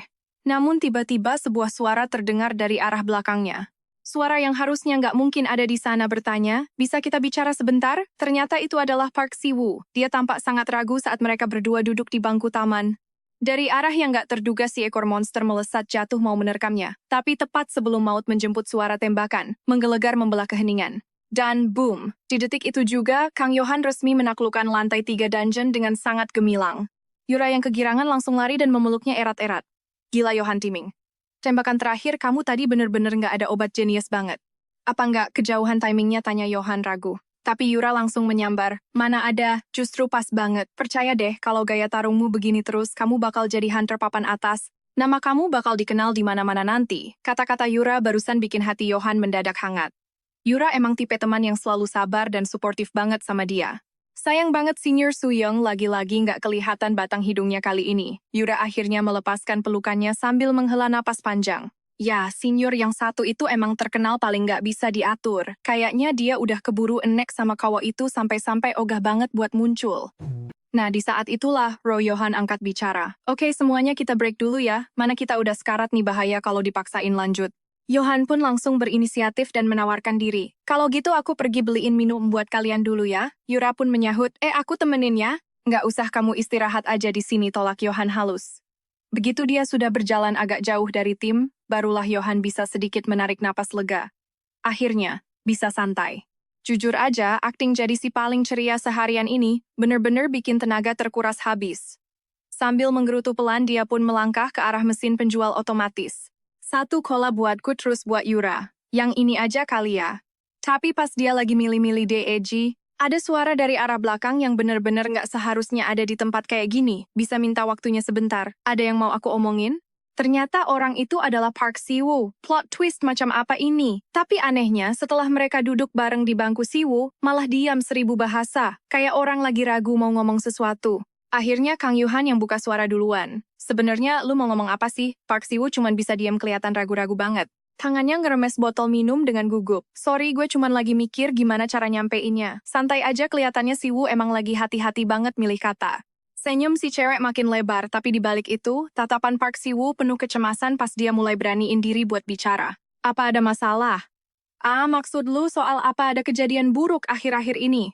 Enggak kok, semuanya aman-aman aja. Teman-teman udah mulai ngakuin gue, dan mana gue juga makin kuat. Oh ya, gue kasih tahu rahasia kecil ya. Gue sebenarnya dapet duit banyak banget juga loh. Park Si-woo nahan napas, bibirnya rapet seolah ada beban berat yang mau meledak. Tiba-tiba dia dongak, bukan itu maksud gue. Tapi pas lihat senyum ceria si cewek, kata-kata yang udah di ujung lidah itu langsung ditelan mentah-mentah lagi. Kalau lu emang gak mau cerita, gue gak bakal maksa kok. Dia terjeda ada kilasan sedih yang tipis banget, tersembunyi di balik matanya. Gue pengen ceritain soal seseorang yang gue kenal dikit, kisah tentang seorang pahlawan yang jatuh. Kapten dari pasukan penyelamat Park Si-yeon, dia itu bener-bener pemimpin yang hampir nggak punya celah. Meski misinya sesekali gagal, dia selalu bisa bawa semua orang ke akhir yang sempurna. Sampai akhirnya sebuah rahasia besar yang bisa ngeguncang dunia terbongkar. Menara itu ternyata ditenagai dengan cara ngisap hasrat manusia. Misi suci yang selama ini dia perjuangin dengan nyawa ternyata malah nyakitin kawan-kawannya sendiri dan ngerusak tanah yang udah mereka sumpahin bakal dilindungi sampai mati. Dalam sekejap sikap orang-orang berubah drastis. Kekeguman kemarin berubah jadi kecaman pedas. Dari pahlawan dia berubah jadi pendosa.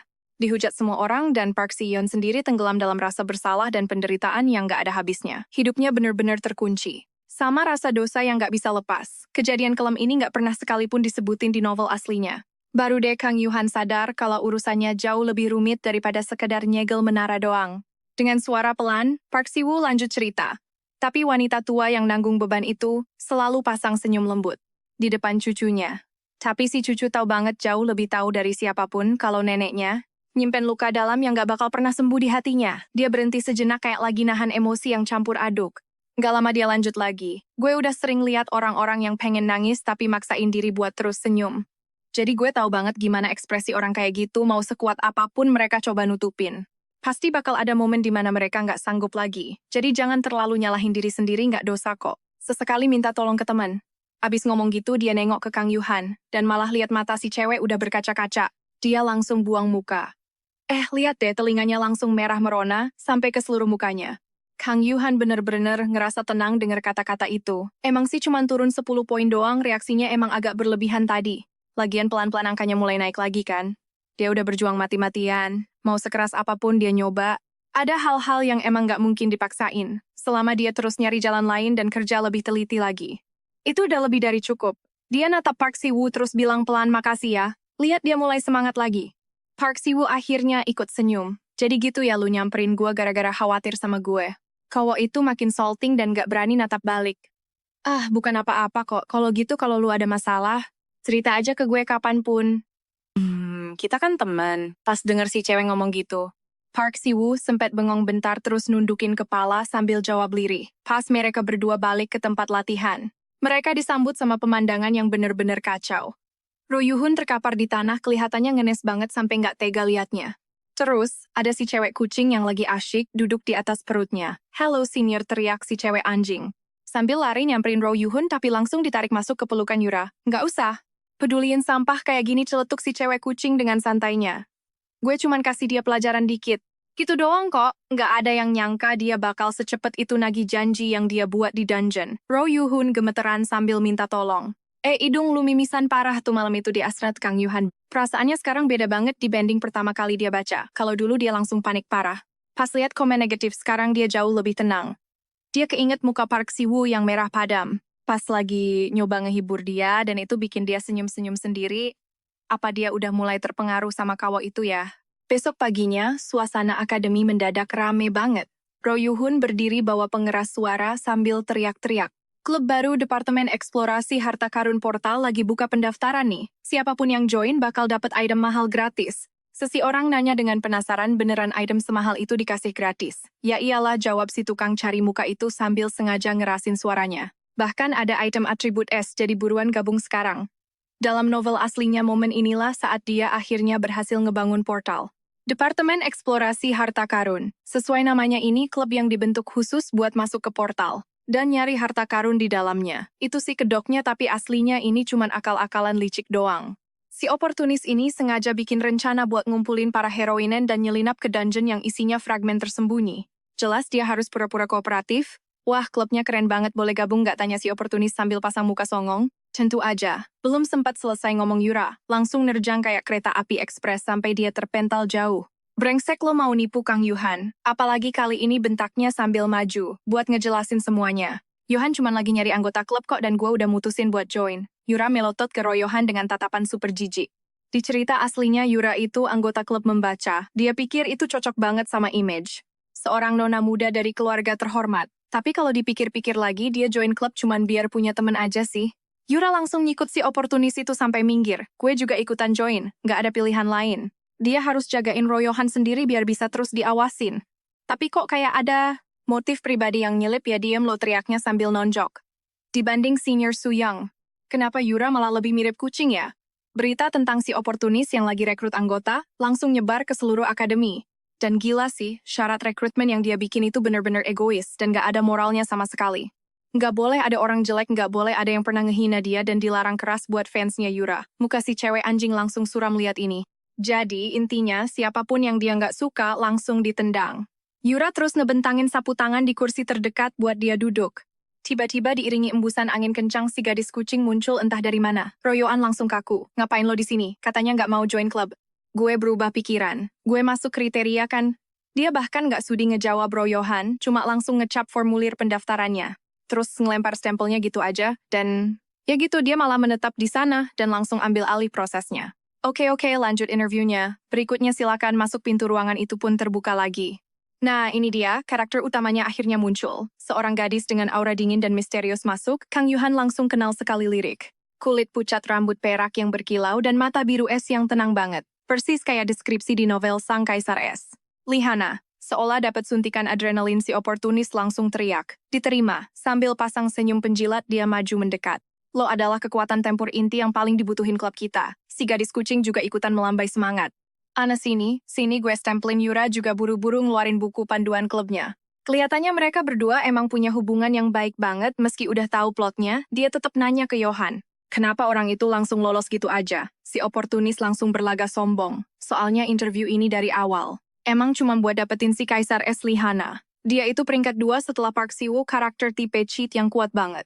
Sampai bikin kontroversi soal keseimbangan game. Pemain pemula aja bisa gampang namatin stage normal pakai dia.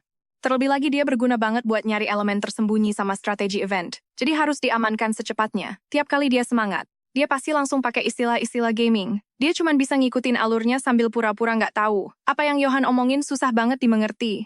Apa dia langsung lolos karena bakal serius ikut kegiatan klub? Walaupun dia lebih tua, tapi kemampuan tempurnya kuat dan kelihatannya dia orang baik juga. Bener itu bagus banget. Tapi kenyataannya, Lihana bukan cuma sekadar cewek baik-baik. Di antara komandan kelas F di akademi, Lihana emang selalu jujur dan lembut. Tapi justru kelembutan itulah yang jadi kelemahan paling fatal buat dia. Setelah berhasil rekrut Lihana, jumlah minimum anggota buat ngebentuk klub akhirnya terpenuhi juga. Dia pikir cowok ini bakal mulai eliminasi orang lagi. Tiba-tiba Royohan pasang muka. Kayak habis lihat setan. Pas dia ikut ngelihat, dia juga langsung kaku. Karakter utama cowok dari cerita aslinya. Ternyata beneran dateng juga dengan muka datar dia ngenalin dirinya. Gue Park Si-woo. Harusnya sih menurut cerita asli, dia join klub kendo. Tapi ya jelas si oportunis nggak bakal ngelepasin kesempatan emas kayak gini gitu aja. Sambil nyengir licik, dia langsung ngumumin diterima. Dan boom, klub itu pun resmi dibentuk dengan anggota lengkap. Di sini kumpul semua selebriti paling populer di akademi. Walaupun agak di luar dugaan, tapi jumlah orang kuat yang bisa dia andalin jadi makin banyak. Di dungeon masa depan nanti, dia tinggal sembunyi aja di belakang, dan jangan sampai narik perhatian. Tapi masalahnya di antara kumpulan monster level cheat kayak gini, kenapa beban jadi penyerang utama malah jatuh ke dia, Kang Yuhan? Siapa sangka, sosok yang awalnya cuma jadi support malah sendirian membalikkan keadaan di medan tempur. Tapi tunggu, kita harus balik dulu ke 3 jam sebelumnya. Setelah berhasil ngamanin 2 petarung kelas kakap dari cerita aslinya Roh Yuhan, bener-bener jadi semangat banget. Soal penaklukan dungeon, dia ngeluarin beberapa kontrak baru dan ngejelasin lagi soal aturan main serta kerahasiaan tim. Termasuk soal pembagian sumber daya hasil raid. Begitu tahu kalau semua hasil jarahan bakal dikelola penuh sama Roh Yuhan, Yura langsung meledak. Lo pikir kita bego apa? Kenapa semua hasilnya harus diserahin ke lo doang? Si cewek anjing buru-buru narik Yura buat nenangin dia. Sabar Yura, si Johan cuma mau bagi-bagi semuanya secara adil kok. Seketika Yura yang tadi galak kayak singa langsung jadi kucing penurut. Ya udah kalau itu, kata Johan. Sementara itu, si cewek kucing yang udah pernah kerja sama sebelumnya langsung tanda tangan kontrak bareng Hana. Dungeon yang bakal mereka hajar hari ini adalah dungeon tipe tetap, yaitu Gua S. Meski pengguna elemen S nggak bisa naik level di sini, tapi drop rate buat item sama core-nya bener-bener nggak ngotak. Si cewek kucing meluk Hana sambil sorak-sorai. Mantap banget Hana. Si cewek anjing cuma bisa ngebatin. Ini dungeon jangan-jangan sengaja dipilih cuma buat nyari muka di depan Lihana ya? Si-woo nanya dengan hati-hati ke si ahli strategi itu apa dia udah punya rencana tempur. Roh Yuhan cuma senyum pede. Gue udah nyusun semua rute raid sama formasinya kok. Dan bener aja sebuah portal muncul tepat di depan mata mereka. Si cewek kucing sampai melonggok kagum. Bahkan di tempat antah berantah kayak gini pun lo bisa nemuin portal. Berhubung baru aja nanjak gunung, napas Roh Yuhan udah kembang kempis sampai nggak bisa ngomong. Kang Yuhan langsung gercep mapah dia. Lo aman Johan? Johan berusaha keras buat narik napas. Gue aman kok, yuk masuk duluan. Seisi dungeon bener-bener terbuat dari es padat dan suhunya dingin banget sampai napas mereka berubah jadi kabut putih. Pandangan mereka pun jadi terbatas banget gara-gara itu. Tiba-tiba suara retakan bergema dari arah depan. Johan langsung siaga dan teriak. Posisi tempur, atas perintahnya tim utama ini pun memulai debut pertarungan resmi mereka di dalam dungeon. Semua inget posisi masing-masing kan? Udah hafal dari tadi kali, pokoknya lo jangan sampai kacau sendiri ya. Yura sama Park Si-woo tanggung jawab di garda depan. Choi Soo-young shield siap sihir langsung terkumpul di ujung jarinya. Seketika nahan hujan batu yang dilempar sama monster itu. Yuhan sendiri dapat tugas buat cover jarak jauh, di bawah serangan gila-gilaan tim. Core monster batu itu akhirnya terekspos juga. Sekarang tinggal finish aja. Hana ngangkat tangannya dan ngebentuk tombak es. Energi sihir di sekeliling tubuhnya sampai kelihatan memadat jadi nyata, sambil meluncur di atas permukaan es. Yang dia buat sendiri, dia melesat dengan kecepatan tinggi. Sekali tusuk, core monster itu hancur berkeping-keping. Pantesan dia disebut karakter cheat. Pertarungan pertama pun menang telak. Sambil mengutin barang yang drop di tanah, Roh Yuhan ngingetin timnya. Meski nggak ada kroco di dungeon ini, monster gede pembawa core bakal muncul terus-terusan. Jadi kita harus gerak hati-hati. Kawok satu ini emang agak nyebelin, tapi berkat info dalam yang dipegang si spekulan, mereka maju dengan sangat cepat. Gak butuh waktu lama mereka sampai di bagian terdalam dungeon, kayak yang gue bilang sebelumnya. Bos yang ini bakal repot banget gara-gara skill pasifnya Blizzard. Level skillnya bener-bener tinggi, sampai bisa bikin suhu seisi dungeon drop drastis. Belum juga dia selesai ngomong, monster salju itu udah bangun duluan. Anggota tim langsung kocar-kacir, tapi kekuatan badai saljunya ternyata jauh lebih ngeri dari bayangan. Gak cuma nutupin pandangan, tapi juga bikin gerak mereka jadi berat banget.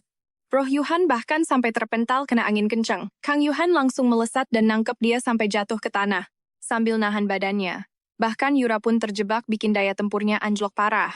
Di sini Yuhan baru sadar kalau berantem beneran. Itu beda jauh sama cuma main game. Meski dia tahu angin sama Blizzard bakal kasih efek sinergi, dia nggak nyangka bakal sekuat ini. Gerak sama visi para attacker utama bener-bener terkunci bikin serangan mereka jadi sia-sia. Tiba-tiba Roh Yuhan ngeh kalau Kang Yuhan kayaknya nggak keganggu sama sekali. Ternyata skill passive clairvoyance miliknya bikin dia tetap bisa ngelihat dengan jelas di tengah badai sekalipun.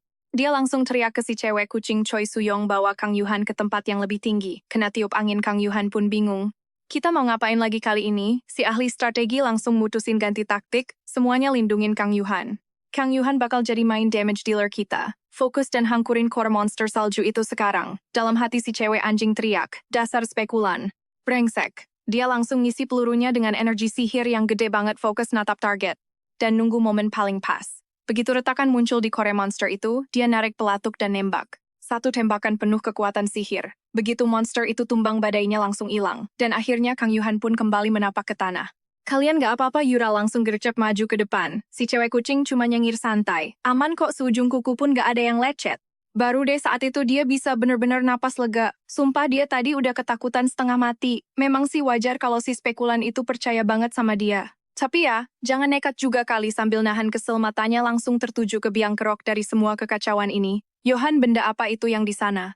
Ini hadiah dari dungeon. Tanpa perlu dijelasin pun Yura tahu itu item langka cuma dari sekali lirik. Tapi anehnya, Roh Yohan gak langsung masukin benda itu ke tasnya. Sebaliknya, dia malah ngumpulin semua anggota tim. Sebelum kita cabut dari dungeon ini, ada satu hal penting yang mau gue bahas. Item rare kayak gini tuh susah dicari. Bahkan kalau kalian punya duit segunung. Jadi daripada cuma ditukar jadi cash, menurut gue bakal lebih worth it kalau kita pakai. Buat memperkuat anggota tim kita sendiri. Gimana kalau item ini kita kasih ke Senior Hana? Soalnya pas banget sama atribut kekuatannya dia. Kalau nanti kita dapat item langka lagi, kita bakal prioritasin anggota yang atributnya paling cocok. Pipi Hana langsung merona tipis. Dan ada secerkah harapan di mata biru esnya yang cantik. Kang Yuhan tahu banget kalau karena kutukan api itu, Hana butuh item atribut es buat ngeredain rasa sakitnya, jadi dia langsung setuju tanpa tapi. Nggak lama yang lain juga ikut ngangguk setuju. Lihana emang tipe yang gak banyak omong tapi matanya memancarkan rasa terima kasih yang dalam banget. Makasih ya semuanya. Si cewek kucing langsung meluk dia dengan gemas. Tuh kan semuanya emang anak baik. Hana cuma bisa bergumam pelan sambil pasrah dipeluk.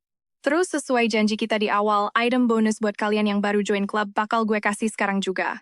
Yura, gue kira lo bakal narik kata-kata lo. Ternyata nggak ya, Yohan cuman geleng-geleng. Emang lo kira gue orang kayak gimana sih? Nih Yuhan, ini buat lo. Mata si gadis anjing itu langsung berbinar-binar. Skill yang ada di item ini bener-bener praktis.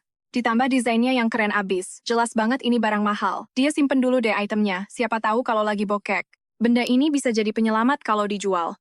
Begitu duit, hadiah dungeon cair dompetnya yang tipis itu, akhirnya bakal gemuk lagi. Saat itu Kang Yuhan lagi asyik mikir sambil senyum-senyum sendiri. Dia ngerasa sebelum ujian tengah semester, harusnya cuma sisa urusan belajar aja. Harusnya sih bakal tenang buat sementara waktu. Tapi ya namanya juga hidup, besoknya realita langsung nampar dia keras-keras. Dia lari tunggang langgang kayak dikejar setan, sementara segerombolan orang di belakangnya udah kayak kesurupan massal di dalam hati. Gadis itu maki-maki sambil gigit jari, spekulator brengsek, awas lo ya. Kalau ditanya kenapa dia bisa kejebak masalah ribet begini lagi. Jawabannya ada di monolog si spekulan itu pas akhir cerita gua kemarin. Setelah obrolan itu selesai, Yohan nyuruh anak-anak pulang, tapi ternyata ada satu tugas yang belum beres. Dia ngerogoh saku celananya, terus ngeluarin biji rubah dan digenggam erat. Gua harus manfaatin benda ini sebaik mungkin. Tapi siapa ya yang bisa dimintain tolong? Matanya langsung dapet target empuk. Loh, bukannya di sini ada kandidat yang udah siap pakai seseorang yang bakal nurut sama omongan gue. Selalu ada di samping gue, nggak bakal kena sihir biji ini dan nggak banyak nuntut. Yuhan bawa ini, dan si gadis polos itu nerima gitu aja tanpa curiga sedikit pun. Oke, tapi ini apaan Roh Yohan? Cuma senyum misterius yang mencurigakan. Bawa aja terus, jangan sampai lepas. Kalau ada hal aneh, langsung lapor ke gue. Nah, sejak saat itu juga semua orang kayak kena hipnotis dan bener-bener gila ngejar-ngejar benda itu. Parahnya mereka bahkan mulai nulis surat cinta yang aneh dan absurd cuma buat si biji rubah itu. Gila nggak tuh? Si oportunis itu malah kelihatan santai banget tanpa beban. Benda itu, lo cuma perlu tahan selama 1 minggu aja kok, abis itu aman. Denger itu. Kang Yuhan rasanya mau meledak. Yuhan, makan siang bareng yuk. Begitu Yura muncul, si oportunis itu langsung kabur secepat kilat. Baru aja dia mau jelasin soal biji itu ke Yura, tiba-tiba kerumunan orang udah ngepung dia. Pas dia hampir aja tenggelam. Di dalam lautan manusia, itu sebuah tangan gede narik dia tepat waktu. Ternyata, itu Park Siwo yang manfaatin tinggi badannya yang gak masuk akal itu. Dia naik ke tangga terus ngangkat Yuhan kayak ngangkat anak ayam. Yuhan ini ada apaan sih sebenarnya? Selain Ro Yohan, anggota tim yang lain juga akhirnya datang satu persatu, begitu tahu kalau Biang Kerok masalahnya adalah biji rubah itu, Park Siwoo langsung nyabut pedang dari punggungnya siap buat hancurin benda itu sekali tebas. Kang Yuhan sempat ragu, tapi Yuhan yang kasih ini ke gue, Park Siwoo bilang dengan tegas, dibanding barang kayak gitu, lo jauh lebih berharga buat gue. Kata-kata itu beneran kayak sinar matahari yang langsung ngusir rasa takut di hati si gadis anjing itu. Apalagi pedang Siwoo itu senjata legendaris milik pahlawan Park Siyun. Pasti masalah ini kelar kan? Tapi di luar nalar, setelah pedang itu menghantam keras biji, itu tetap utuh tanpa cacat sedikit pun. Bahkan gak ada goresan sama sekali. Seminggu lewat dalam sekejap dan mereka udah nyoba segala cara yang ada di buku. Tapi tetap gak ada yang mempan buat musnahin biji itu. Kalau bukan demi jaga image anak baik dia udah pasti bakal ngepruk. Kepala si oportunis itu pakai biji rubah sialan ini dari kemarin-kemarin, yang bikin dia makin merinding. Orang-orang itu makin hari malah makin brutal dan gak terkendali. Oh ya, hari ini pas banget udah seminggu tiba-tiba Ro Yohan buka suara.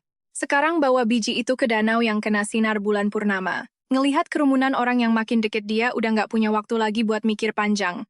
Gak ada pilihan lain, Yuhan terpaksa nerjang maju sambil nahan amarah yang meluap. Di depannya si Ro Yohan malah berdiri santai banget ngadepin kerumunan gila itu. Berhenti. Kalau mau, lewat langkahi dulu mayatku. Tapi belum juga selesai pamer aksi, dia langsung tenggelam di telan lautan manusia yang beringas. Boro-boro bisa teriak, Yuhan rasanya udah mau gila di tempat. Harusnya dari dulu dia sadar kalau kawok satu ini bener-bener gak bisa diandelin sama sekali. Dia lari sekuat tenaga, tapi rasa merinding tiba-tiba menjalar di punggungnya. Tatapan orang-orang itu, sumpah berubah jadi horor dan aneh banget. Bener-bener bikin bulu kuduk berdiri tegak. Untungnya bala bantuan datang tepat waktu buat narik dia menjauh dari kerumunan haus darah itu.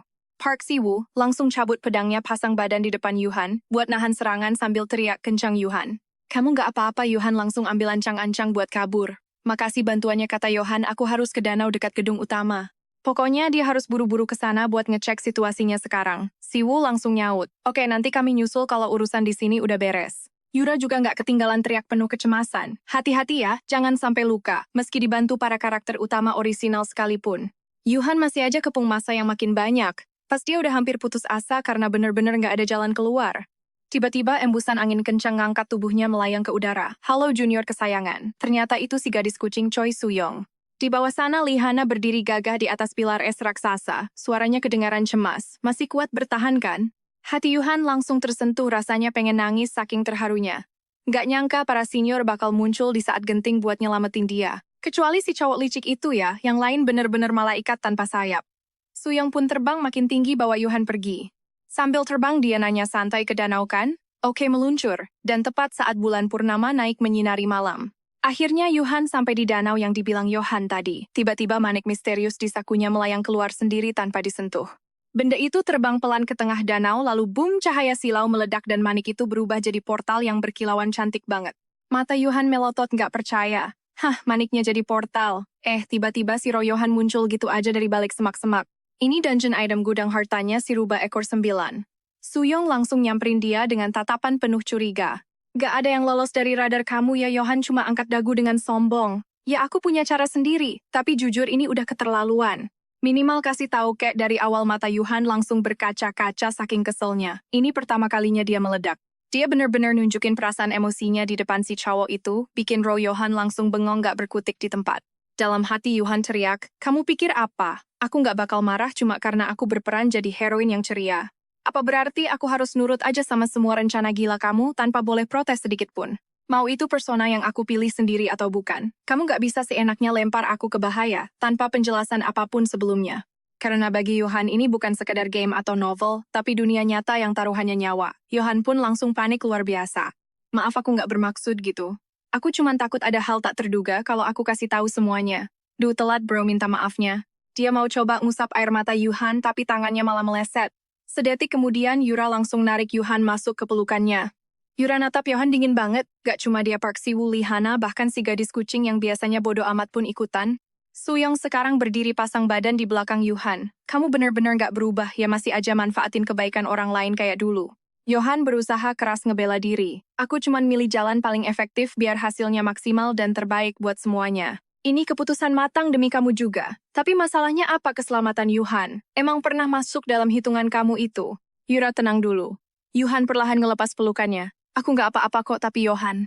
Si gadis kucing tiba-tiba memotong pembicaraan. Yang paling penting sekarang kita beresin dulu urusan dungeon yang udah terbuka ini. Tapi pas dia selesai ngomong, auranya langsung berubah drastis. Matanya penuh dengan niat membunuh yang ngeri banget. Abis ini beres aku bakal bikin perhitungan serius sama dia. Rasanya ampas banget cuma dijadiin alat doang. Sadar kalau dia emang salah, Yohan milih buat berhenti berdebat dan ganti topik. Dengar cuman pemegang manik itu yang bisa keluar masuk. Area ini Yura langsung cengkeram kerah baju Yohan. Mau nyelakain Yuhan lagi. Yohan buru-buru jelasin kalau di dalam sama sekali nggak ada monster. Dia terus nengok ke arah Yuhan. Isinya cuman hadiah doang. Taruh manik itu di danau tepat saat bulan purnama penuh. Itu tandanya mengembalikan barang ke pemilik asli. Terus kamu boleh ambil 3 harta dari gudang si rubah ekor 9. Meski ngerasa dizalimi, Yuhan tahu ini kesempatan emas buat nambah poin. Dia mutusin buat main kentik dan pura-pura ngalah sedikit. Demi dapat simpati pembaca, dia bilang, karena Yohan yang bawa maniknya biar dia aja yang milih hadiahnya mau apa. Si kawok licik itu langsung masang muka girang yang minta ditabok. Wah, kalau gitu aku bener-bener makasih banget loh. Tapi aku cuma mau gak boleh. Yura langsung motong. Siwu juga setuju Yuhan yang paling berjuang keras di sini. Yohan ngerapiin kerah bajunya yang lecek gara-gara ditarik Yura tadi. Aku cuma mau 1 hadiah aja kok. Sisanya Yuhan bebas milih 2 harta lainnya. Hana ngebangun jalan es yang kokoh di atas danau. Si gadis anjing berterima kasih, lalu melangkah mantap masuk ke dalam portal. Pemandangan di depannya benar-benar bikin melongo. Namanya juga gudang harta rubah ekor 9, isinya tumpukan barang mewah sejauh mata memandang. Tiba-tiba sebuah suara bening bergema di kepalanya. Kau sudah mengembalikan mutiara berharga milik anakku. Dia berbisik pelananya, apa itu beneran sosok rubah ekor 9? Suara itu bilang kalau si gadis udah berjasa balikin kenangan penting anaknya. Sebagai imbalan dia bebas pilih 3 harta karun. Si gadis nanya soal barang bernama Blue Flame si rubah, nggak nyangka masih ada yang ingat barang itu. Ternyata itu lentera biru yang tergantung di pintu masuk. Sip, misi beres. Sekarang tinggal milih barang yang bener-bener dia mau. Matanya menjelajahi seluruh ruangan sampai akhirnya tertuju pada sebuah hiasan rumbai putih yang cantik. Si rubah ekor 9 pun bicara lagi. Intuisimu tajam juga. Itu harta paling berharganya, hiasan dari bulu ekor suaminya si rubah ekor 1000 yang legendaris. Kekuatannya bisa mengusir segala jenis iblis. Si gadis langsung ngambil rumbai itu dan merhatiin detailnya dengan sangat teliti.